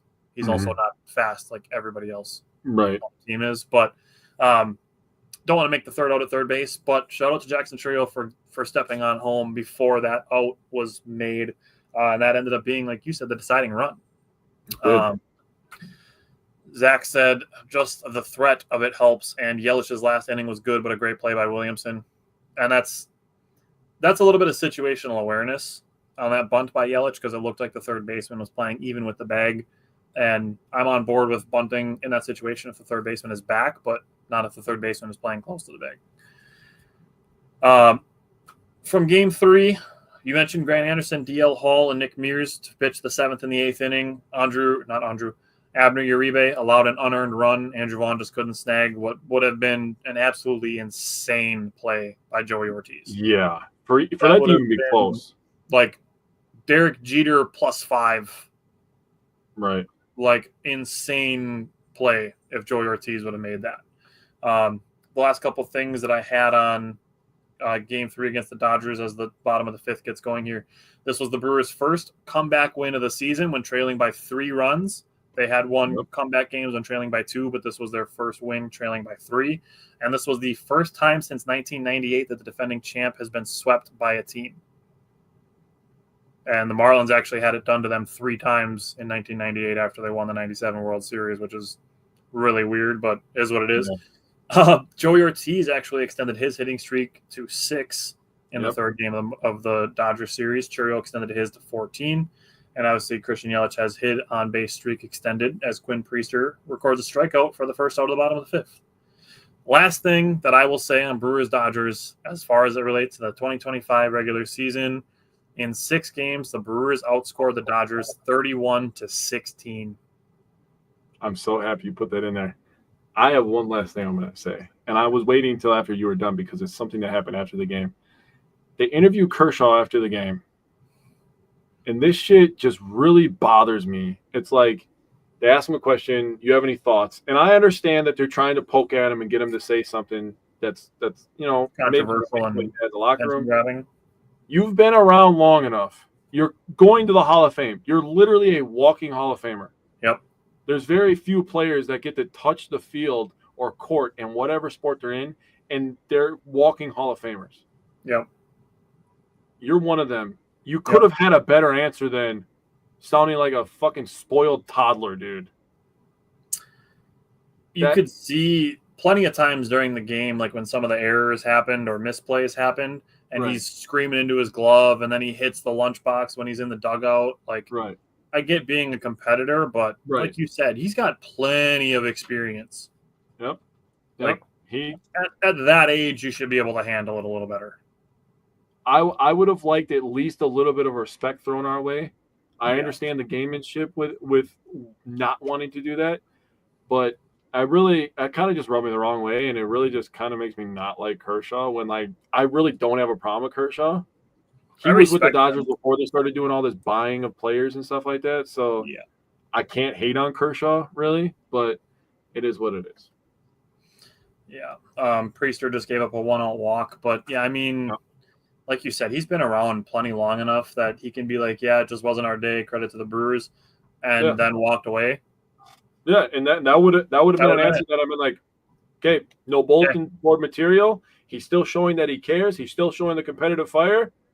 That would have been a perfect answer. That's not what he did. So if he wants to be a crybaby, the first thing that I said to one of my coworkers at work is they were talking about the Kershaw thing, and I said, you know what? That just makes me want to go to LA and whoop their fucking ass again. Well, they might have to come to Milwaukee at the rate we're going. Shit, man, you ain't wrong. I don't care. Wherever we see them, I want to whoop their ass again. Oh, all right. So now that there's 1 out in the bottom of the 5th, Priester is getting squeezed now. Also, Tyler was talking about his shirt before. I got to talk about mine. I'm wearing the old Happy Gilmore shirt, man. The new one comes out in 2 days. I'm so freaking stoked for this movie, man. I don't know if I've been excited for a movie since, honestly, a Marvel movie probably came out. Hey, Priester, bang! Doctor ordered, baby. Yes. Love to see it. Both of the times that he got squeezed in this game, he got a double play to get out of it. Love that. Love it. Priester's a dog. All right, why don't you start game 1 of this Mariners series? So this is game 1 of the Mariners series that we are currently in, and the first 5 innings, Brewers are scoreless, and people are whining. Offense is trash. We need a bat. And then they explode for 4 runs in the 6th inning. And they score 6 total. Yeah. We've talked about it today already. This game shows the Brewers score in bunches, which is, honestly, I would say I would rather score 4 runs in an inning than to score 1 in the 1st and 1 in the 2nd and 2 in the 5th and 1 in the 8th. Like, that makes me feel like, okay, the Brewers can, get some guys on base and they can get a run in, but no big innings. Mm-hmm. The big innings to me are much more energy and more momentum building than 1 run here, 2 runs there, 1 run there, 2 runs there. Right. Like, I would rather have 6 straight guys get on base and the other team just be demoralized by that when you cap it with a 2-run home run after they just saw 3 guys go around the bases than to hit a solo shot in the 1st and then, get a double and a single or, a double, a stolen base, and a stolen base and a sac fly to get a run. Like, you need those kind of grinding insurance runs sometimes, but the big innings are so much more damaging to the opponent's momentum. Mm-hmm. Wes said a big inning can cripple a defense. That's a great point. That's Dodgers game 3 is what they did with that. And Zach said especially on the road. Exactly. I strongly agree with both of you guys. That's really good stuff on that. We'll pick back up with Monday night's game in the next half inning. So we're going into the top of the 6th for the Brewers. Oh, that Brewers-Cubs series. I'm not even going to lie. Like, Cubs fans are annoying, but I respect their players, just not their franchise or any of the things that their people stand for. Dude. That's going to be a great baseball series. Did you see that stuff with PCA the last couple of days? I've seen some stuff with it. I've honestly been trying to see less of stuff relating to the Cubs. Yeah, he went up to that kid's lemonade stand because he was trying to make enough money to get the same haircut as PCA, and then PCA gave him the money. I was like, God damn it! Don't be a good person. Yeah, right. Stop making me like you as a person. Don't. And then you're good. Like, I'm not gonna lie, he's a good player. Like, he's fast. He's not an MVP, but he's really good. He is very good. Dude, don't fucking be a good person off the field. Then I have to be like, God damn it, I respect you. Yeah. Because that's the most important thing, dude, is like, obviously coming from where we come from, dude, we're from Wisconsin. We're from small town Wisconsin. We really appreciate the people that are down there, the athletes that kind of see us as equals, and we see them as equals, I mean, yeah, they're like super crazy athletic or, whatever skill that they may have. They're all millionaires. But they still treat the public as like their peers, and that's what we're looking for, really. And PCA, I mean, like you said with us, like we are, even in the optimistic and realistic space, the mental health aspects of it, like we are pretty strong proponents that athletes are people. Yeah. We had the conversation with Damian Lillard last week that, off the court stuff can affect your on the court stuff. Yeah. And athletes are people, and none of them are immune to outside of, their job stuff affecting their jobs. Mm-hmm. So, we are pretty sympathetic to that, and we do like to show respect where it's due. Like, I remember, I think it was 2 years ago, like KJ Osborne, a wide receiver for the Vikings, like saved somebody from a burning car. Like, yes, we will share that. I don't care that it was a Minnesota person. In fact, that's more power to him. Like, that's an excellent thing to do. Like, if people from our rivals are doing good things, like, we're not going to be like, oh, yeah, but beat the Packers. Like, that's dumb. It's a waste of energy. That literally doesn't matter in that moment where he had to turn into a hero, a real-life hero. Yeah. We shared a video of Justin Fields a couple years ago. You shared that video of Justin Fields. That's a good one, too. Signing a bunch of stuff for a little kid, and you just seeing, the look on that kid's face, just like, damn, man, that has to be a euphoric feeling for an athlete, dude. Just having a kid like look up to you that much, because you remember being a kid and being like, man, if Michael Redd would have came up to me as a child, like, I don't know if I would have knew words to come out of my mouth. Like, I would have just been like, Michael, it would have been insane. Yeah, I got I got to see Michael Redd face to face when I was a kid, and like he was kind of walking by and high fiving everybody, and like tapping us on the head and stuff. And it's like that was Michael Redd. Like, yeah, dude. Like seriously, right? Yeah, here comes the Brewers again. Yep, here are the Brewers. 2 1-out singles. Terang to the opposite field, and then Contreras up the middle.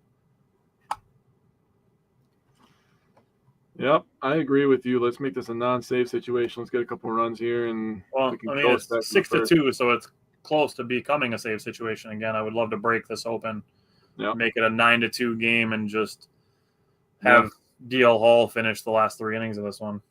That would be perfect going into an off day. Yeah, with the Marlins coming to town, Marlins are scuffling. So I mean, we can toss that up there for the what's next. The Brewers are off tomorrow, and then they play Friday through Sunday at home against the Marlins, and then Monday through Wednesday against the Cubs. So we'll have 6 games again next week. Yeah, that's a good point, Zach. I mean, A.J. Dillon, we've talked about that a bunch. Zach, I know that you're pretty new here, but just so you're aware, during Packer season, we do our Packers episodes on Tuesday nights at 8 o'clock. So we recap the game that happened a couple days prior to that, or a day prior when they play on Monday night. And then we preview the next week's game on Tuesday nights. And then we still have our Wednesday shows where we still talk, Brewers, Bucks, or Badgers, whatever season is on. Oh, sheesh. Yeah, Connor actually saw that. Connor said, agreed, ESPN did a doc on a Vikings fan who had cancer. Got to meet Jefferson. That warmed my heart to see. Yeah, his brother was involved in that. I woke up, I believe I saw that on Saturday morning. It was either Saturday or Sunday morning, and nobody else in my house was up. And then my girlfriend comes downstairs and my daughter, and I'm just like wiping tears off my face. It's like, what's wrong? And I'm like, I just saw the saddest shit of all time, dude. Like it really puts you perspective in your life when you see stuff like that and you're complaining about small problems. Yeah, I'll throw another thing out there too is like tons of flooding and stuff in Texas. It's awful. And the Vikings made a $500,000 donation. I will go and say respect to the Vikings. Yeah. Like that's a selfless thing to do. Justin just said he got just done directing traffic on an accident in 100-degree heat for 2 hours. How are we doing? I mean, probably cooler than you. Well, it's hot out here, but it's not 100 degrees, and we're not directing traffic. We're watching the Brewers, who are winning 6-2, so it's going well, I would say, Justin. I will say the first thing, hopefully everybody's okay. That's the first thing that pops in my mind is you hear the word accident, and you're like, oh no. Well, good base hit by the Brewers. We're now doing a little bit even better. Yep, we like that. Score is now 7-2. It's now 7-2. Yep. Here we go.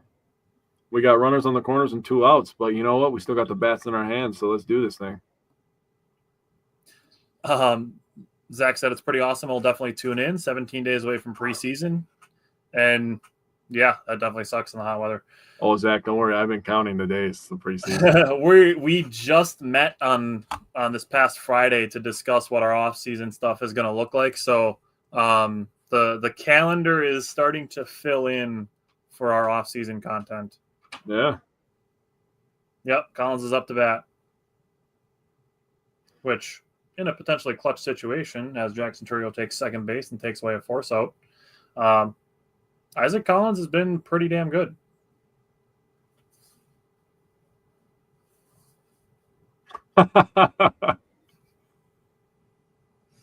Love that. So the thing about all right. That was good contact. Decent poke, but all right. The thing about the Packers is I know that they always happen around my birthday, so that's literally the only reason at this point at my grandpa advanced age that I look forward to my birthday is because I know that the Packers and the Badgers football start very close to my birthday. All right, I'm going to jump back into where I was on the game 1 against the Mariners. Brandon Woodruff pitched a 4-pitch first inning, was awesome. If he gives you 6 innings, I don't give a shit how many pitches he throws, at least until late September and October. Yep. We're going to have this conversation when we get to last night's game with Mizorowski, and then we'll do that separately. But Brandon Woodruff, I said it to you, I'm like, I feel like he's going to throw a complete game at some point this season. Like the way that his pitch mix is so good, mixing up the variations of his fastball and his off-speed stuff, which just makes his four-seam fastballs play so much better. It's so effective. He ended the third and the fourth innings with backwards Ks, strikeouts looking, and then got 2 more strikeouts in the sixth to finish with 5 total. Brandon Woodruff was fantastic on Monday. Christian Yelich extended his on-base streak with an RBI single in the top of the sixth, and he scored on Jackson Chourio, extending his hit streak to 15 with an off-the-wall double and good hustle. Isaac Collins single made it 4-0 for the Brewers. An error made it 5-0. Christian Yelich with a really heads-up play to steal third base without even a play going home. That's just heads-up base running. That is a skill. That's not luck. That's a skill. And after that, Isaac Collins, Jackson Chourio makes it 6-0. That whole sequence, that's not luck. What I would call that, it's not luck. That's pressure. Yeah. So that's what I'm going to start saying. It's not luck. It's pressure. I like that. Other teams making errors because they're rushing to try to get guys who are fast. That's not luck. That's pressure. Bottom of the eighth, Joey Ortiz made an insane play to preserve the shutout. That was awesome. And Joey Ortiz also extended his hitting streak to 7. So all the streaks got extended up to and including the winning streak, which got us to last night. And we will talk about Jake's thoughts on game 1 on the next commercial break. But we are now back into Brewers Mariners. It's the bottom of the 6th, and Priester is back out there with 71 pitches. Yes. Justin asked if Chourio had a hit today. He has 2 hits today. Yep, Zach said Chourio has 2 hits today. He's got a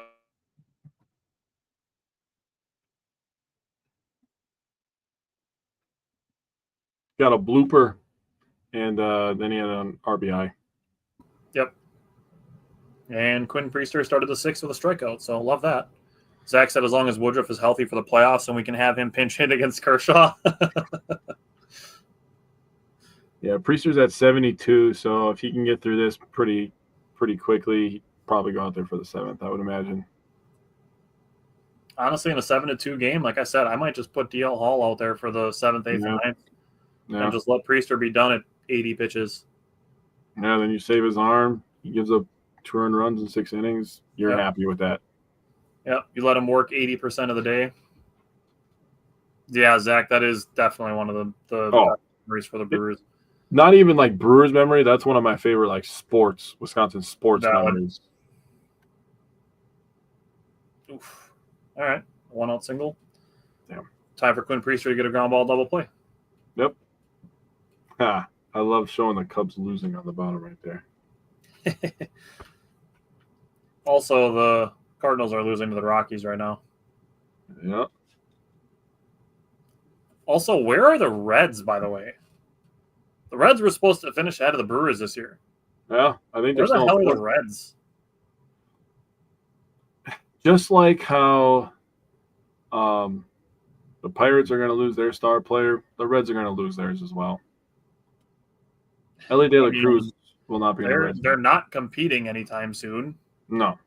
The Reds are 53-50. The Cardinals are 52-50. And the Pirates are 42-61. So let's say the Brewers go on to win this game. They'd be 61-41. I texted you the same thing the other day. The Brewers, if they get to 61-41, they will be equally as good as the Washington Nationals are bad. Yep.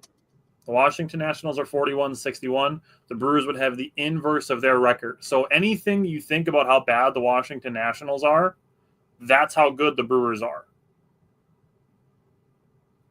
Zach said they kind of fell off, but they have a pretty good run differential. Perfect example of why run differential is not the end-all, be-all when it comes to baseball. Yep. It's an okay stat, but it is not at all something that has to correlate with winning. I mean, even the Cardinals have a +2 run differential. They're 2 games above 500. The Diamondbacks have a +15 run differential. They're 2 games under 500. The Reds is +35, and they are 53-50. The Brewers is +90. The Cubs is +117. The Phillies is plus 64. Astros is plus 63. The Tigers is plus 72. So, like, anybody who says that the Tigers are a better team than the Brewers, I'm not going to disagree with you. Brewers have a better run differential. Again, that's why it's not the end-all, be-all stat. I think the Brewers are second in all of baseball, right? It looks like they're third. Oh, the Yankees. Yankees. They're second in the National League, so I'll give you that. But look at the AL East just in general. The Blue Jays are first in the AL East. Theirs is plus 28. The Yankees are second at plus 110. The Red Sox are third at plus 53. And the Rays are fourth in the AL East at plus 66. Damn. But they're 53 and 49. They got on a heater for a little bit there. So did the Red Sox. Yeah. So it looks like Quinn Priester is going to get out of the inning here. Yeah. All right. Good job by Priester to get a strikeout and a soft fly out to end the sixth. Zach said, yeah, for sure. But I remember the argument against the Brewers was always look at run differential. And that I would say is probably more applicable to like the 2021, 2022 seasons where the Brewers were like 23rd in offense and they were only trying to win with pitching. Mm-hmm.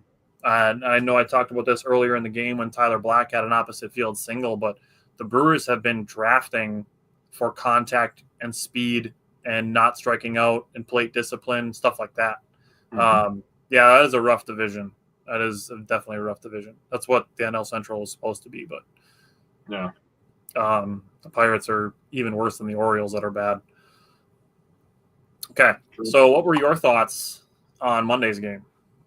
I got a couple thoughts. First of all, the sixth inning was absolutely perfection. That is Brewers baseball in 2025. Just literally just getting on base, causing havoc, sack flies, singles, doubles. I mean, people are scoring all over the place. This was a 0-0 game, and the Brewers score 4 runs. For Woodruff, who you went over his stats, I have a tweet here from Kurt Hogg. Brandon Woodruff is one of only 8 pitchers since 1901 to begin his season with at least 3 straight games of 5+ strikeouts and no walks. And he's done it in his first 3 games back from a major shoulder surgery. So, honestly, the win streak got up to 11 here with this game. The win streak started in Woodruff's return to baseball when he made his first start back obviously 11 games before this. And him and Mizorowski completely turned this season around. I know earlier that Connor was talking that, the Philly series was something that really turned the season around. I can't disagree with that. But Mizorowski and Woodruff coming to this team really took the Brewers from a team that were like, people were like, okay, the Brewers are good again. The Brewers are going to be there. They're going to be in the conversation to holy fucking shit. The Brewers are good again. They might be World Series good this year. Yeah. And a lot of people from national media were kind of jumping on the bandwagon as they should have. But this team just finds a way to win. Multiple hits from 3 different guys, Churio, Yelich, and Terang. I love seeing Terang start to heat up and get contact again. That's something I wanted to point out. You pointed out Contreras. That's something I was going to say as well. When he starts hitting opposite field with hard contact, that's when Contreras is at his best. Joey Ortiz continues to try to improve on his plate discipline, something that you brought up. I don't remember if you brought it up on the show or off the show. I think we were playing Xbox. I thought it was last week when we talked about Joey Ortiz. He was benched for a couple games for taking strikes. Yeah, because his plate discipline was not there. But he seems to have kind of turned the corner a little bit and got back to where he was when he was starting to play a little bit better, hitting over 300 for those couple weeks there. So if Joey Ortiz can just do that with the defense that he's been playing, he should play. He should start. And he's perfectly in line for that. So a 6-0 win, 10th shutout of the year for the Brewers, and they get the first win in the game of this series versus the Mariners. Yeah, so we're at the top of the 7th. Tyler Black led off with a ground out to the second baseman. He's 2 for 4 today, so I'll take a 2 for 4 day from Tyler Black every game. Hell yeah, dude. But you talk about Joey Ortiz, like that's what Pat Murphy wants him to do. He wants him to swing the bat. Yep. Dude, the Miz is literally just a dude, bro. Like, he's just a dude. One of the guys in the group chat that I'm in for the Brewers that I used to write for the site about said that if Mizorowski wasn't such a goofball, people would probably think he's a psycho the way that he pitches. Probably. But it's like, nope. Instead, he's just a dude that puts Pokemon on the inside of his All-Star jacket. Oh, seriously. I was like, dude, he just throws 103 and likes Pokemon. Like, can you imagine getting struck up by a guy that loves Pokemon? That's just demoralizing. You're about to get struck out by a guy that has a Lugia tattoo.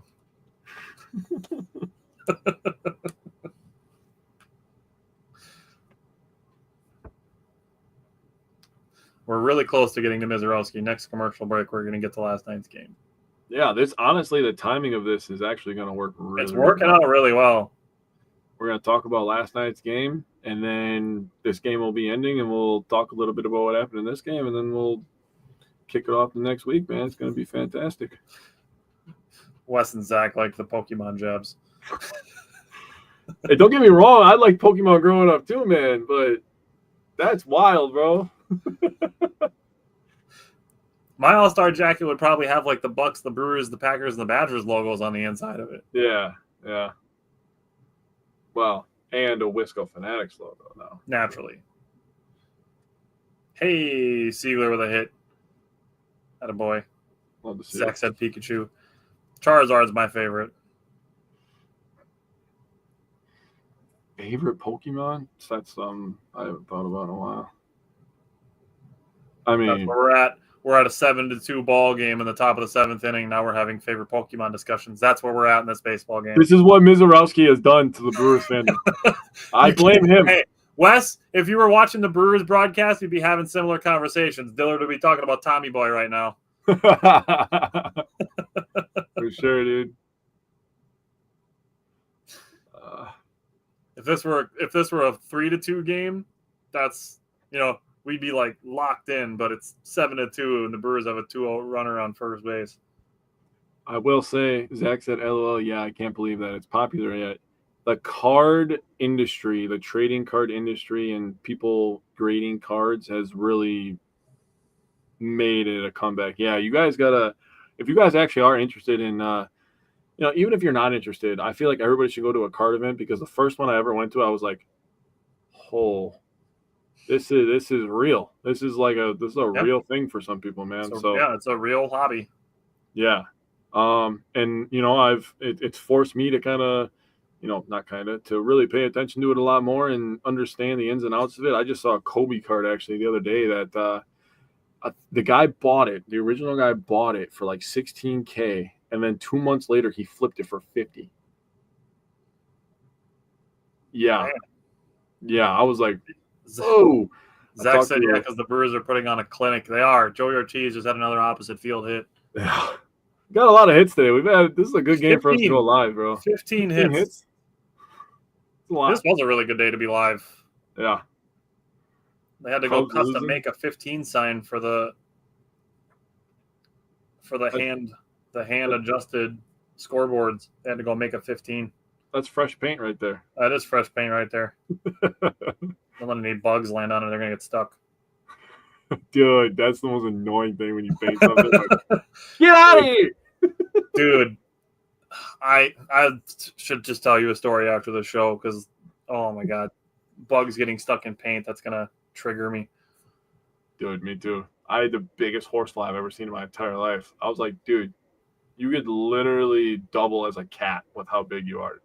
He was enormous. We had those black and red, the box elder bugs. We had a ton of those hanging out outside of our garage doors, and those things like to land on my fresh paint. It's like you 13 singles and 2 doubles. Yeah, that's 7 runs without a home run. That's tough. That'll do. That's tough. That's stacking traffic, something that we obviously talk about quite a bit. It's a good thing. Ooh, a stacking traffic Wisco Fanatics sticker would go hard. Put it on a t-shirt eventually. I will say, if we're going to talk about the number 13, it was a negative last night. It's a positive today. It's fair. Dude, I want a sticker that says stacking traffic Oh, did Bryce Terang just give us a home run? Nope. One hopper off the bottom of the wall. I was about to say, sure, Terang would hit one out right after we talk about scoring a bunch of runs without a home run. Yeah, Zach updated us now with 3 doubles. Oh boy, Zach. Zach's on top of it. I like Zach. There you go. I appreciate Zach and Wes for hanging out with us during the game, and Justin for popping in. I don't know if he's still here or not, but we appreciate you guys hanging out during the game with us to get the recaps also. I don't know. If he was directing traffic in 100-degree weather for 2 hours, he's probably pretty stanky. Yeah, he's probably taking a nap. Yeah, probably shower and nap time. I agree with that. Oh, midday nap after a hard day's work. Yeah, These things make me at my old dad age feel like get me more excited, dude. That's a good one right there. And the 16 hits now. My goodness. 17. Man, just hit it at JP Crawford. Shit. God, dude. Oh. Speaking of dude that needs an after work nap, holy cow, yeah, dude.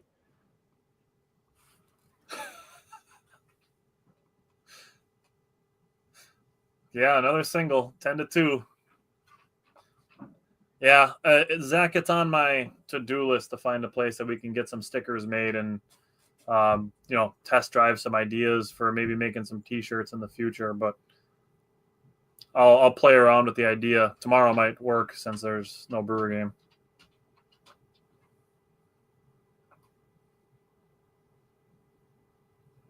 That 0 looks pretty scratched up.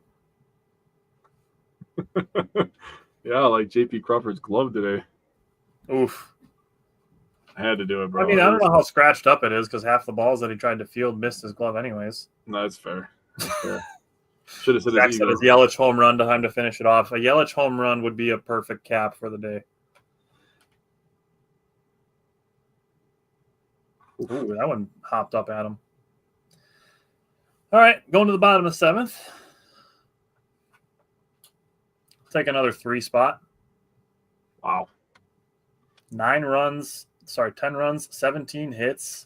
Yeah, they haven't even updated the runs yet. They don't want to update the runs. They probably don't. Like we didn't prepared to use all the double-digit numbers. They're digging under all the 3s and 2s, trying to find the 10 that's under there. On the other one. That's why they're all scratched up because they're just getting stuff thrown on top of them all the time and never used. Yeah, right. All right, so let's have the conversation.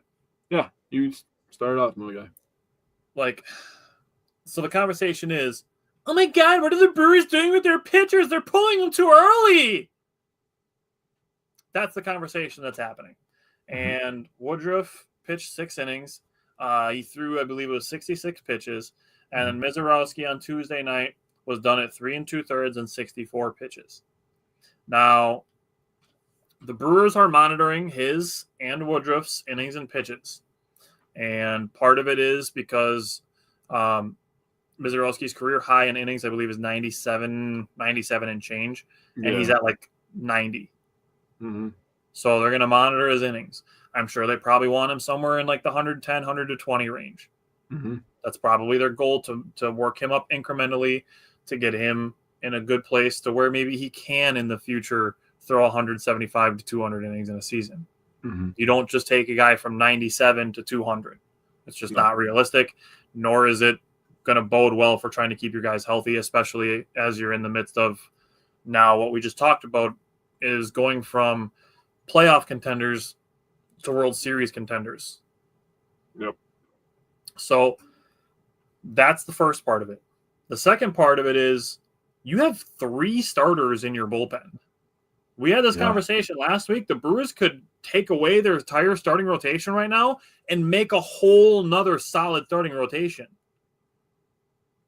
They could literally take out the starting 5 and go DL Hall, Aaron Ashby, Tobias Myers, Chad Patrick, and now Nestor Cortez is coming back.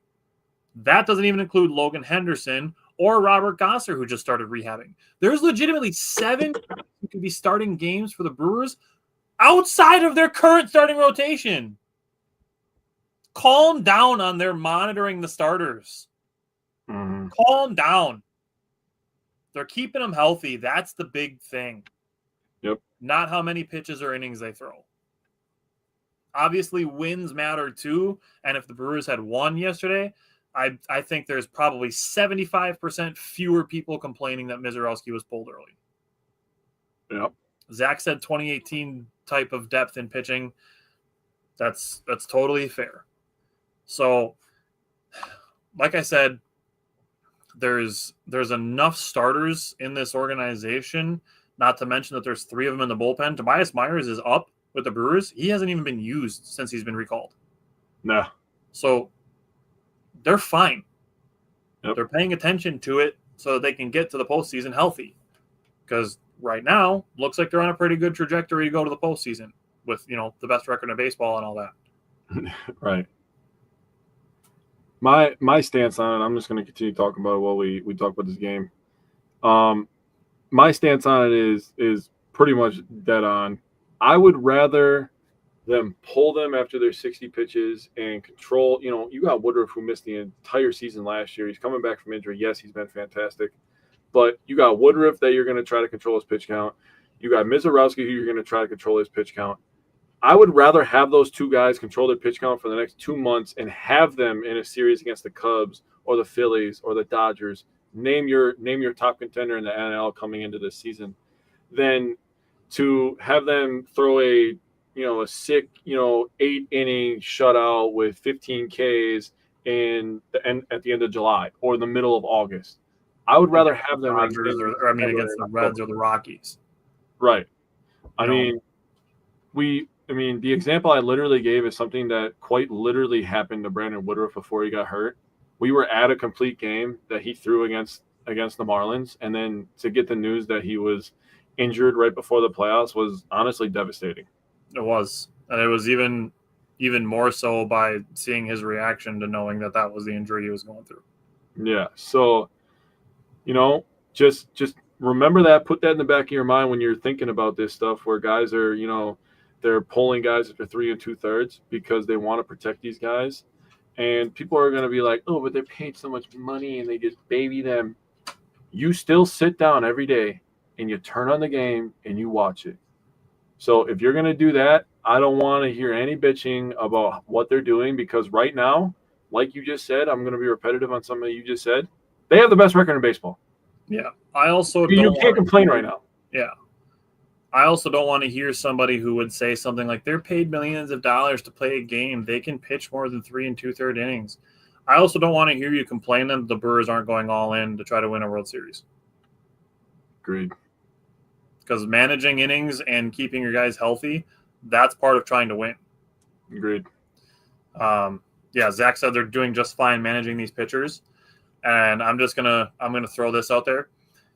Why are we still at a point where people do not trust the Milwaukee Brewers and their pitching lab with how they handle pitchers? Why is there any questioning on what the Milwaukee Brewers do with pitchers? Have we not seen enough 100 examples of guys who struggle outside the organization? The Brewers bring them in, work with them for 2 weeks, and then boom, they're good. How many examples do you need of the Brewers handling pitchers well before you start trusting how they handle pitchers? How many examples do you need? Unlimited, I guess. They've done it over and over and over and over again. It's beyond a trust. It's beyond benefit of the doubt even. It's at this point, it's like a blind trust. Yeah. Like the Brewers traded Mark Canha before the season for a player to be named later, eventually got a 19-year-old who had like a 3.40 ERA in the Dominican League, and it's like, yeah, that guy's going to be good here in 3 years. Yep. Like, people got to really start trusting the pitching lab.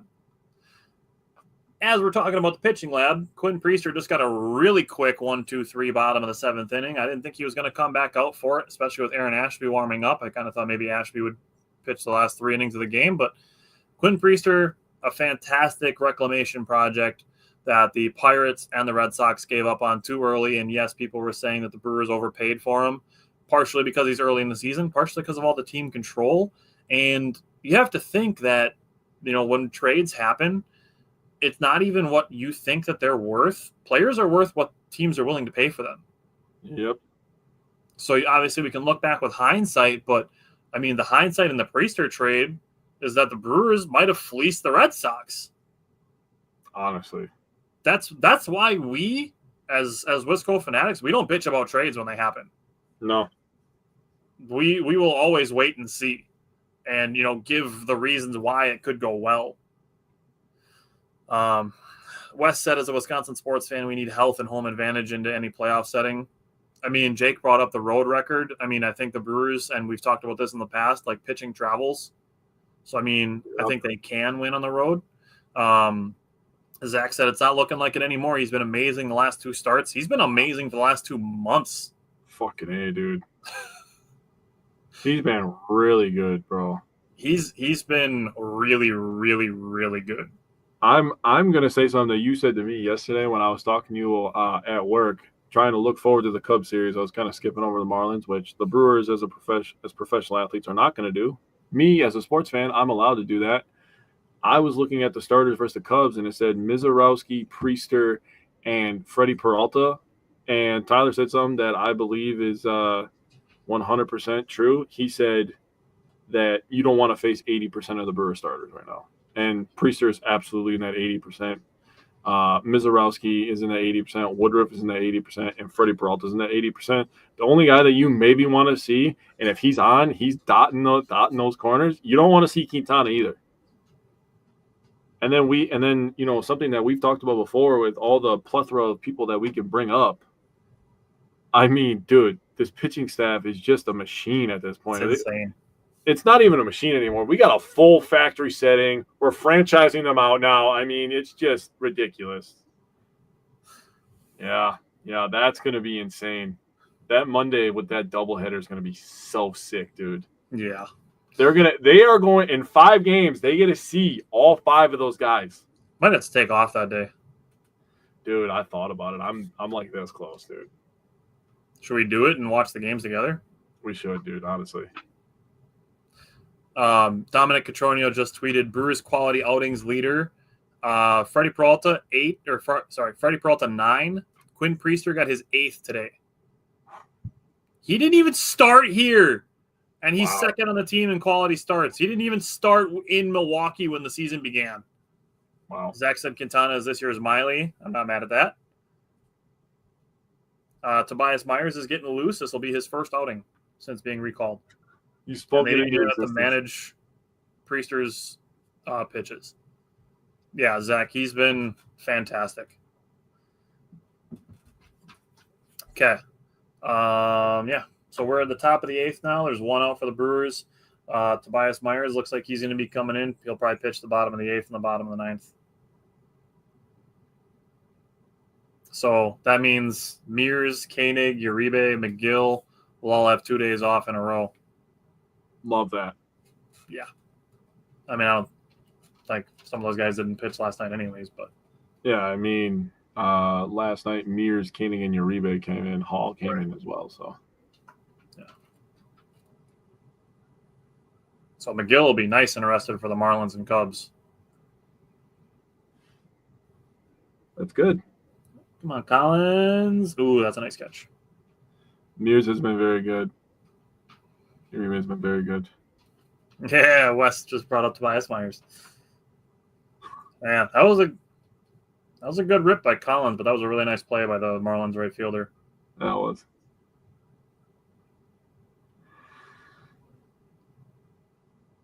That's all right, Collins. Just keep making hard contact. It's a good rip. That's a nice catch in the sun. All right. Tyler Black, time to be 3 for 5. Honestly, I wouldn't mind trading Jake Bauers for a 21-year-old pitcher who has a 5-something ERA and AA, but good stuff. Right? Another cog into the machine. Yeah. Next year's AA Biloxi Shuckers leader in saves. It would happen too, which is why it's so funny. That's what Justin Yeager is doing right now. Yeah.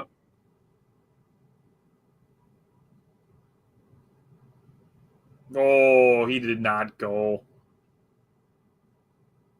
All right, Tyler Black got rung up on a check swing. Umpire's trying to get this game over. Just keep going, Collins. Where the heck did he come from? He came from the Rule 5 draft. Yeah, Craig Yoho. He was drafted, but yeah, he's part of the future bullpen also. Mm-hmm. All right. Are we on to last night's game? Yeah, go ahead, man. All right.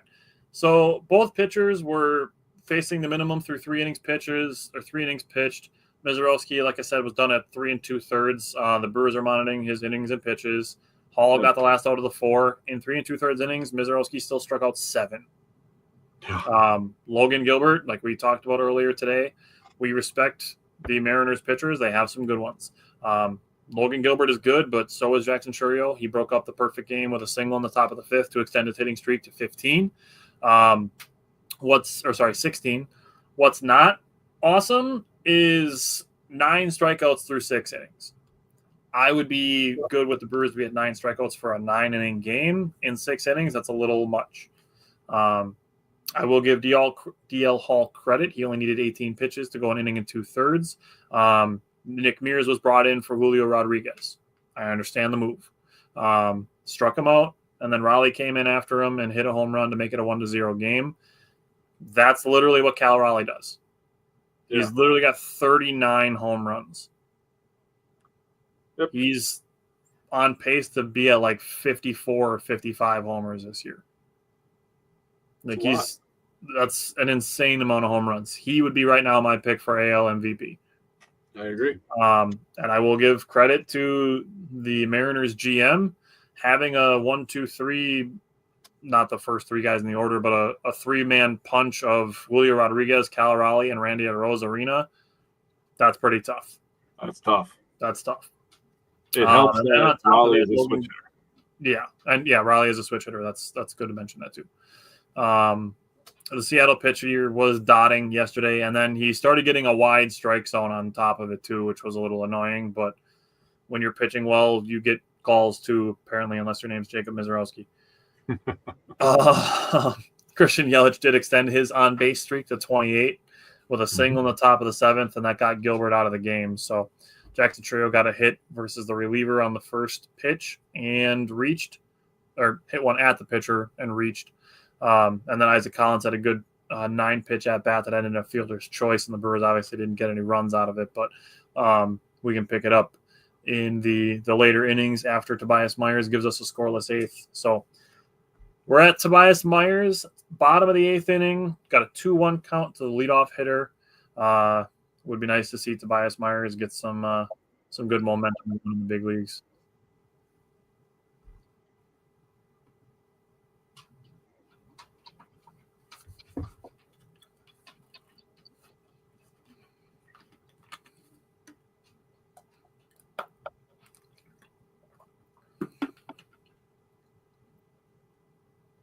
All right, that's a good pitch. Yep. Yeah, Zach said they're a very good team, and it's rough some games with umpires. It is rough, and we'll discuss that because the 9th inning I was not happy.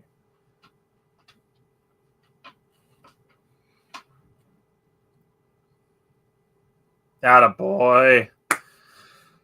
All right, I was a little shaky there with Myers. He was on a 3-1 count, but came back to get the strikeout. Love to see that. No stacking traffic for the Mariners. No. Especially in a day like today. Let's just no nonsense. Let's just get them up, get them out. 10-2. Let's just cruise. Yeah. Mix in a couple ground outs, so you only have to have like an 8-pitch inning. Justin, I don't know, but I'm pretty sad I'm missing Darth Vader calling a Brewers game. I know we had Snoop Dogg last year, but that would be interesting. I would listen to Darth Vader call a baseball game. Just single to left. Talking about the pitching lab, and it's like, I find your lack of faith disturbing. That's funny. Wes said Crawford was on point yesterday, not so much today. Yeah, he's had a real rough game. Yeah, I'll take a 5-1 road trip. Yeah, 5-1 West Coast road trip against the Dodgers and Mariners. I would have been happy with 4-2. I would have been probably happy with 3-3, to be honest with you. Yeah. What a fucking play. Wow. You fucker. I'm so you're still gonna see the play. That was insane. Yeah, it could be an audition for a trade, Zach. Honestly, I wouldn't be shocked if Tobias Myers or Chad Patrick got traded. Those are freaking AAA guys making that fucking play, dude. That is triple. Jesus. And the pitcher's a AAA pitcher, dude. Yeah. We're out here in your stadium clowning on you with our backup to our backups, dude. Yikes. Oh, man. This is the golden era Brewers baseball. Crawford, I am your father. Oh. Nice pick by Tyler Black, too. That's another AAA guy right there. That's what Tyler I'm saying. AAA guy, too. AAA guy to AAA guy. This web gem brought to you by the Nashville Sounds. For real. And that's just casually Julio Rodriguez, who is an all-star. Wow. That's the organization running deep right there. Yep, that was pretty insane. Yeah, that's not luck either. That's definitely skill. Wow.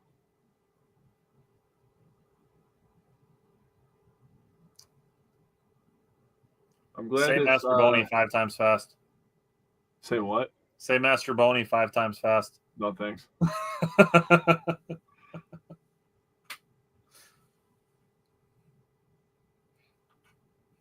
All right, one more out for the 8th. Don't let Justin hear that. That guy's a sicko.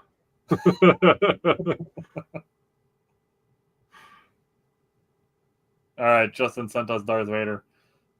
I will listen to it when we're done with the show. I agree. All right, squeeze that. Bang. All right, so 8th inning is over. We're going to the 9th. I'm going to finish my thoughts from last night. Zach said no matter what, Arnold, Stearns have done very good with this team, and Stearns deserves some credit for Arnold being under him and taken from here.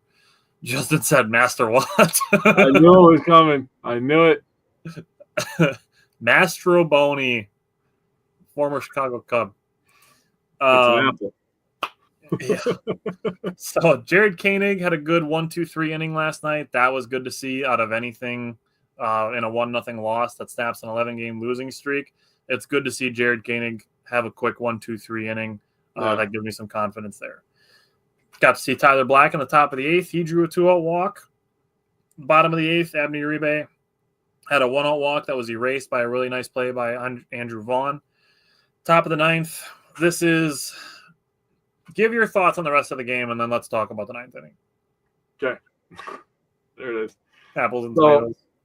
Mizorowski was coming out on fire. 5 of his first 6 outs were all via the strikeouts, so he had the good stuff going. He was getting squeezed a little bit. I think that the umpires don't like how excited he is every once in a while when he gets a close ball call. Arozarena was kind of looking back at him last night too, but it's like, go sit your ass down. You just got owned. Just deal with it. Deal with it like a man. Deal Hall looked really, really good too. In terms of the offense, obviously nothing really to report. We left 6 players on base. We were 0 for 7 runners in scoring position. Only 3 players got at bat with runners in scoring position. That's Collins, who was 0 for 3, Vaughn 0 for 3, and Sigler was 0 for 1. So, you know, it is what it is. They just didn't get the big hit, and Cal Raleigh just got a hold of a pitch off one pitch. Literally one pitch was the difference in this ball game. And you can't even be that upset. It was just a nice piece of hitting from Cal Raleigh. Nick Mears is one of our best bullpen pitchers. He was dicing him up to start, but you know, it is what it is. He had a K, gave up a home run, and gave up that one hit, and that was the difference in the ball game. The Mariners got to use their A bullpen against the Brewers. The Brewers, I thought offensively didn't show much patience, in my opinion. Actually, I should say they showed too much patience. They got to get the bat off the shoulder and you got to get on base to cause the havoc on the base pads. They just struck out too many times. I was foreshadowing by saying 13 was a bad number last night. 13 strikeouts for the Brewers is just way too many if you're going to be competitive. But honestly, going into today and seeing how they're performing today, probably one of those situations in sports where a loss kind of resets your mindset a little bit. And Yep. you can Especially get on the patience aspect of it. Definitely saw a lot more early count swinging today. Yep. All right, so we're back to the top of the ninth. Blake Perkins is leading off. He is down, I think it's 0-2 or 1-2. But Blake Perkins leading off top of the ninth. We'll talk about last night's ninth inning in between the top and the bottom of the inning.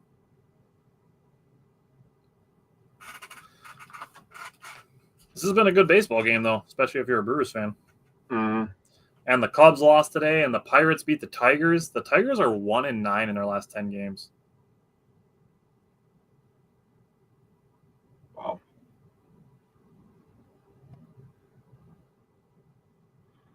All right, Durbin. Oh, Caleb Durbin getting off the bench, huh? Yeah. Right after Seager made a good play. Right. Let him bask in it. Let him end the day on a highlight. No, they're like, hey, you can't be doing that, man. Yeah, we got question marks at third base. We're trying to show off here. Yeah, we don't need Eugenio Suarez. We're just gonna stick Anthony Seigler out there a little more often. Hey, if he plays defense, bro, he fits in with the Brewers. Zach said it seems like the only way they lose is basically what happened yesterday. I mean, that's fair. He said that and pressure of a winning streak plays into it a little bit. I'm sure it does a little bit. Yeah. You know, like I said, they weren't going to go 66-0, so it's just kind of a matter of when the bubble breaks.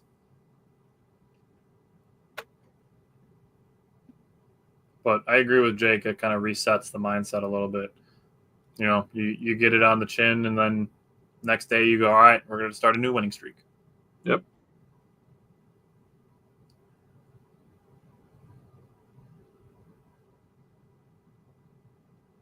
All right.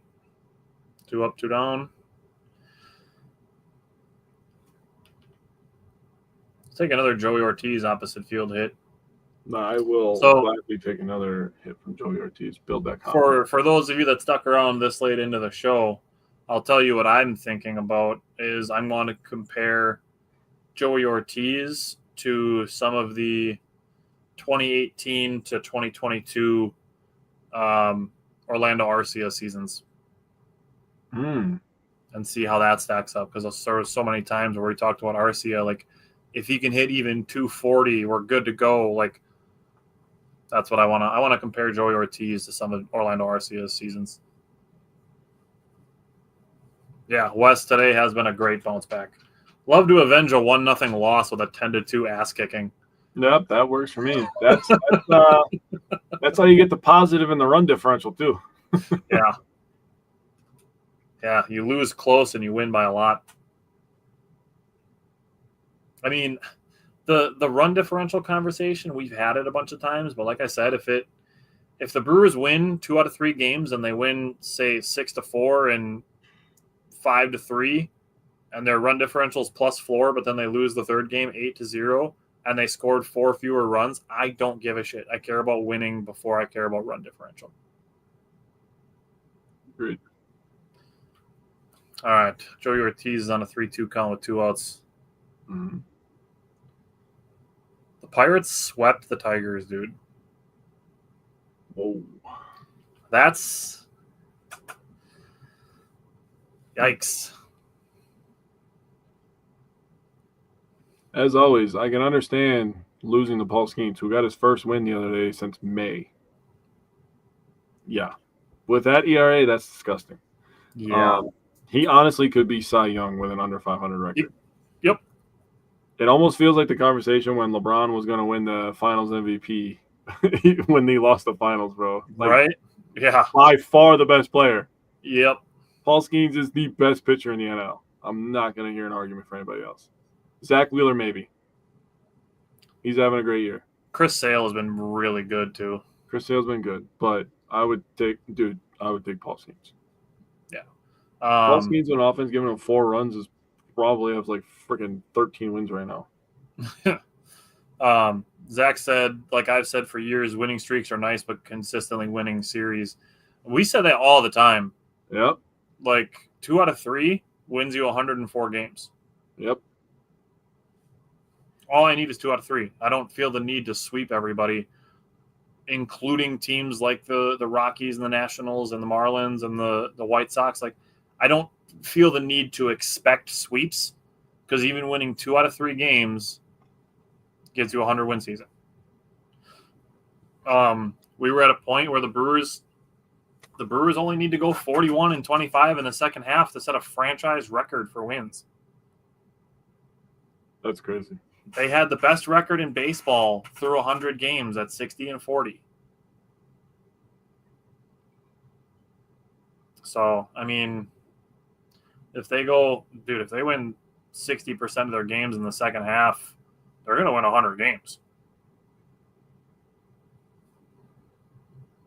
That would be crazy to see next to the Brewers. Dude, a triple digit in the win column would be absurd. Man. What a time to be alive that would be. Oh. That'd be, honestly, I don't even know how I'd feel if I saw that. Zach said, I think they've swept the Dodgers and the Tigers. I don't know if they swept the Dodgers. I can confirm that they swept the Tigers, but I can look at their schedule once while we're seeing what Bryce Durang does with 2 outs here. Literally, I can just do this real quick. Pull up the Pirates' schedule quick.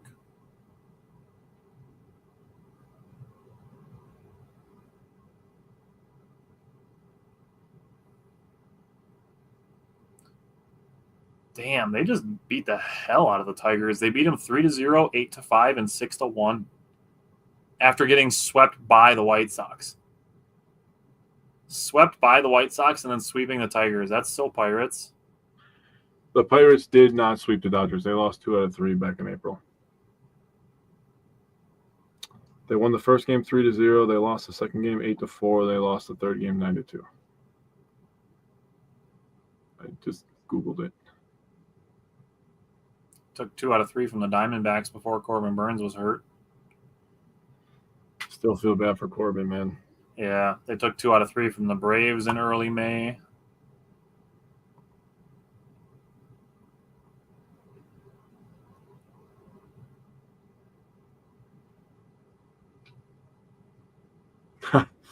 Sadly, yes. Yes, we have.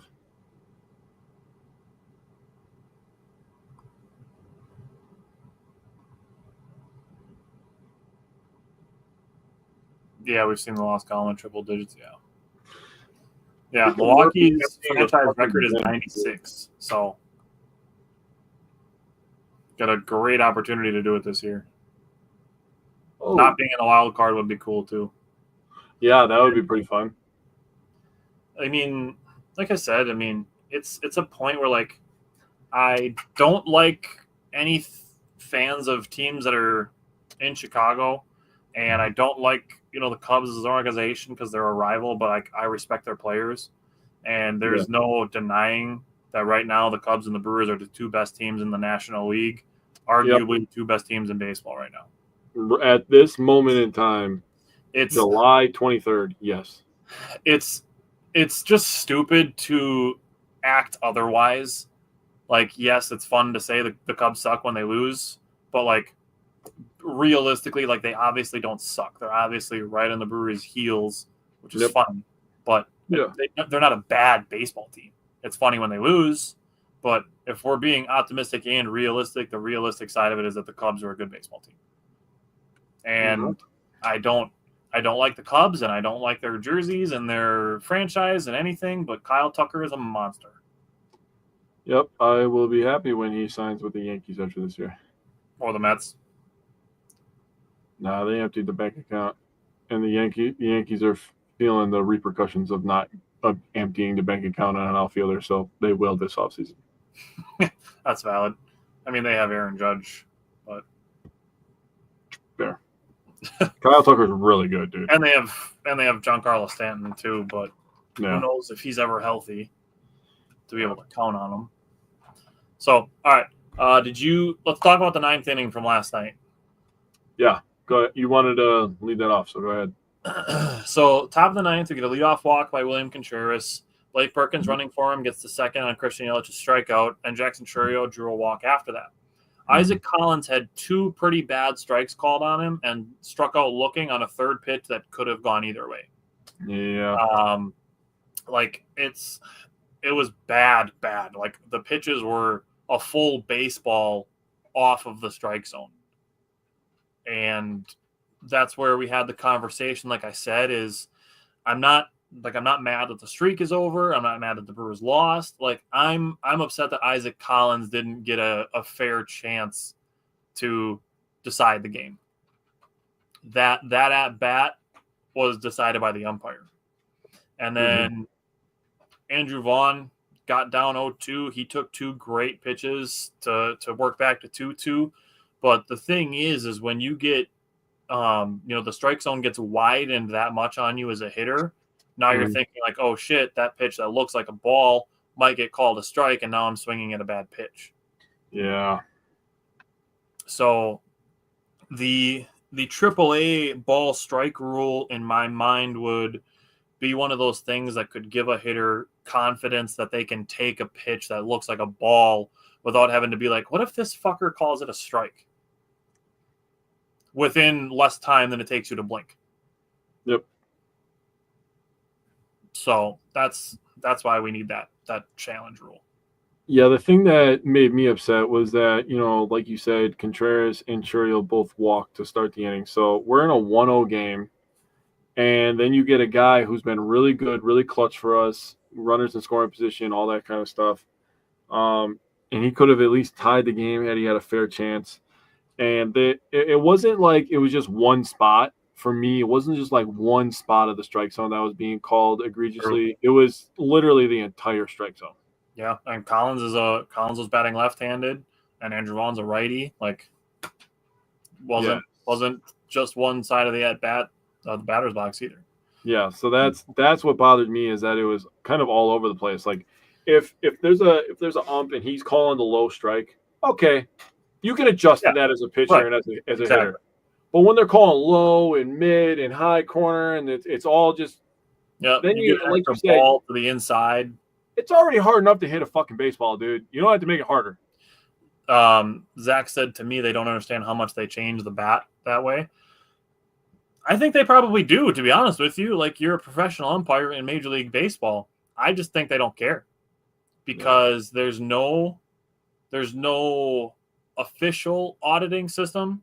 Like, yeah, there's some accounts out there like umpire scorecards and balls and strikes. Like, there's things out there that audit umpires, but there's nothing that, brings them to a point where they have to perform at a certain level or something happens to them. The umpires are in a union, so there's nothing that's going to happen to them.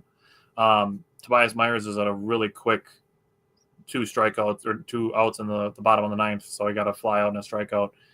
But I said this is an option. Like, bring the best umpires from AAA to Major League Baseball and send the worst umpires from Major League Baseball to AAA. Yeah. I mean, make it match your system that your teams are all operating by. It's almost like what they do in the European soccer leagues, where the teams that are the worst get dropped down to a different level and the champion from the lower league gets moved up. I agree with that. It would be kind of a cool thing to follow even.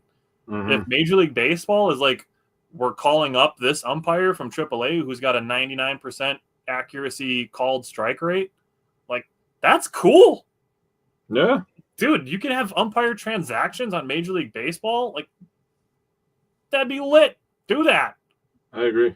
And you reward the guys who are doing well in AAA, and you make the guys who are doing shitty in Major League Baseball have to get their shit together. Yep. Zach said NFL referees are graded. I mean, the NBA, they've been doing the last 2-minute report. They don't do anything with it. All they do is say, yeah, your team should have had this foul called. Sucks that you lost on a play that shouldn't happen. But, yeah, I hate that. That shit pisses me off. Yeah, it is. Like, it is what it is. But hey, my bad. Basically, the only thing is that the best MLB umpires every year get to work the playoffs. Yep. That's pretty much it. But I love the idea of promotion demotion option. Did you see that? They got a hit. The Mariners got a hit, and they were going to change the Brewers hit column because we've been getting so many hits. Oh, that's awesome. That's fucking funny, dude. Oh, yep. Now I saw it. Yep. He's like, oh, shit. 1-1. Not used to grabbing this one today. He was ready to change the Brewers hit column because they've been doing it so much. That's pretty Yeah, good. Zach, I think that would put pressure on Major League Baseball umpires to do their jobs better. Yeah.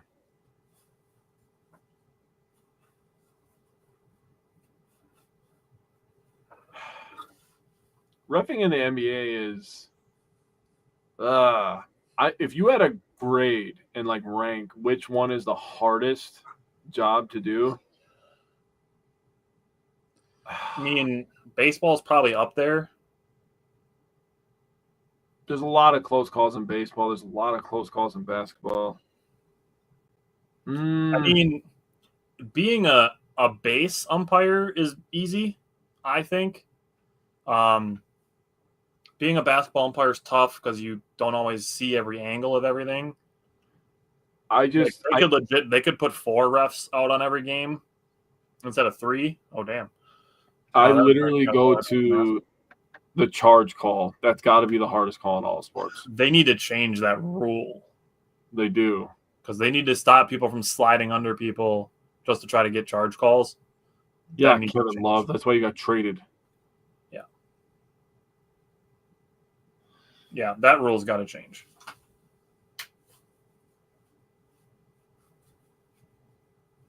Come on, Tobias. Get out of here, guy. Dude, just offer at the pitch. You're losing 10-2, guy. Just take strike 3. Like, you guys are not making a 8-run comeback in the bottom of the 9th with 2 outs. Yeah, if shit gets real, we're going to bring in somebody that you really don't want to see. Dude, shit's not going to get real for a half an hour. Yeah. If everybody got a hit all in a row. Zach said it's fast-paced, but traveling is missed terribly sometimes. And carrying. Carrying, yes, but people need to understand the step through and the gather steps. People need to understand those better. Because step throughs are not travels. You can lift your pivot foot as long as you don't put it back down. You can lift your pivot foot to shoot or pass. All right. Thank you. And back to the best record in baseball. Love to see that. All right. He finally got out. Yep. Attaboy.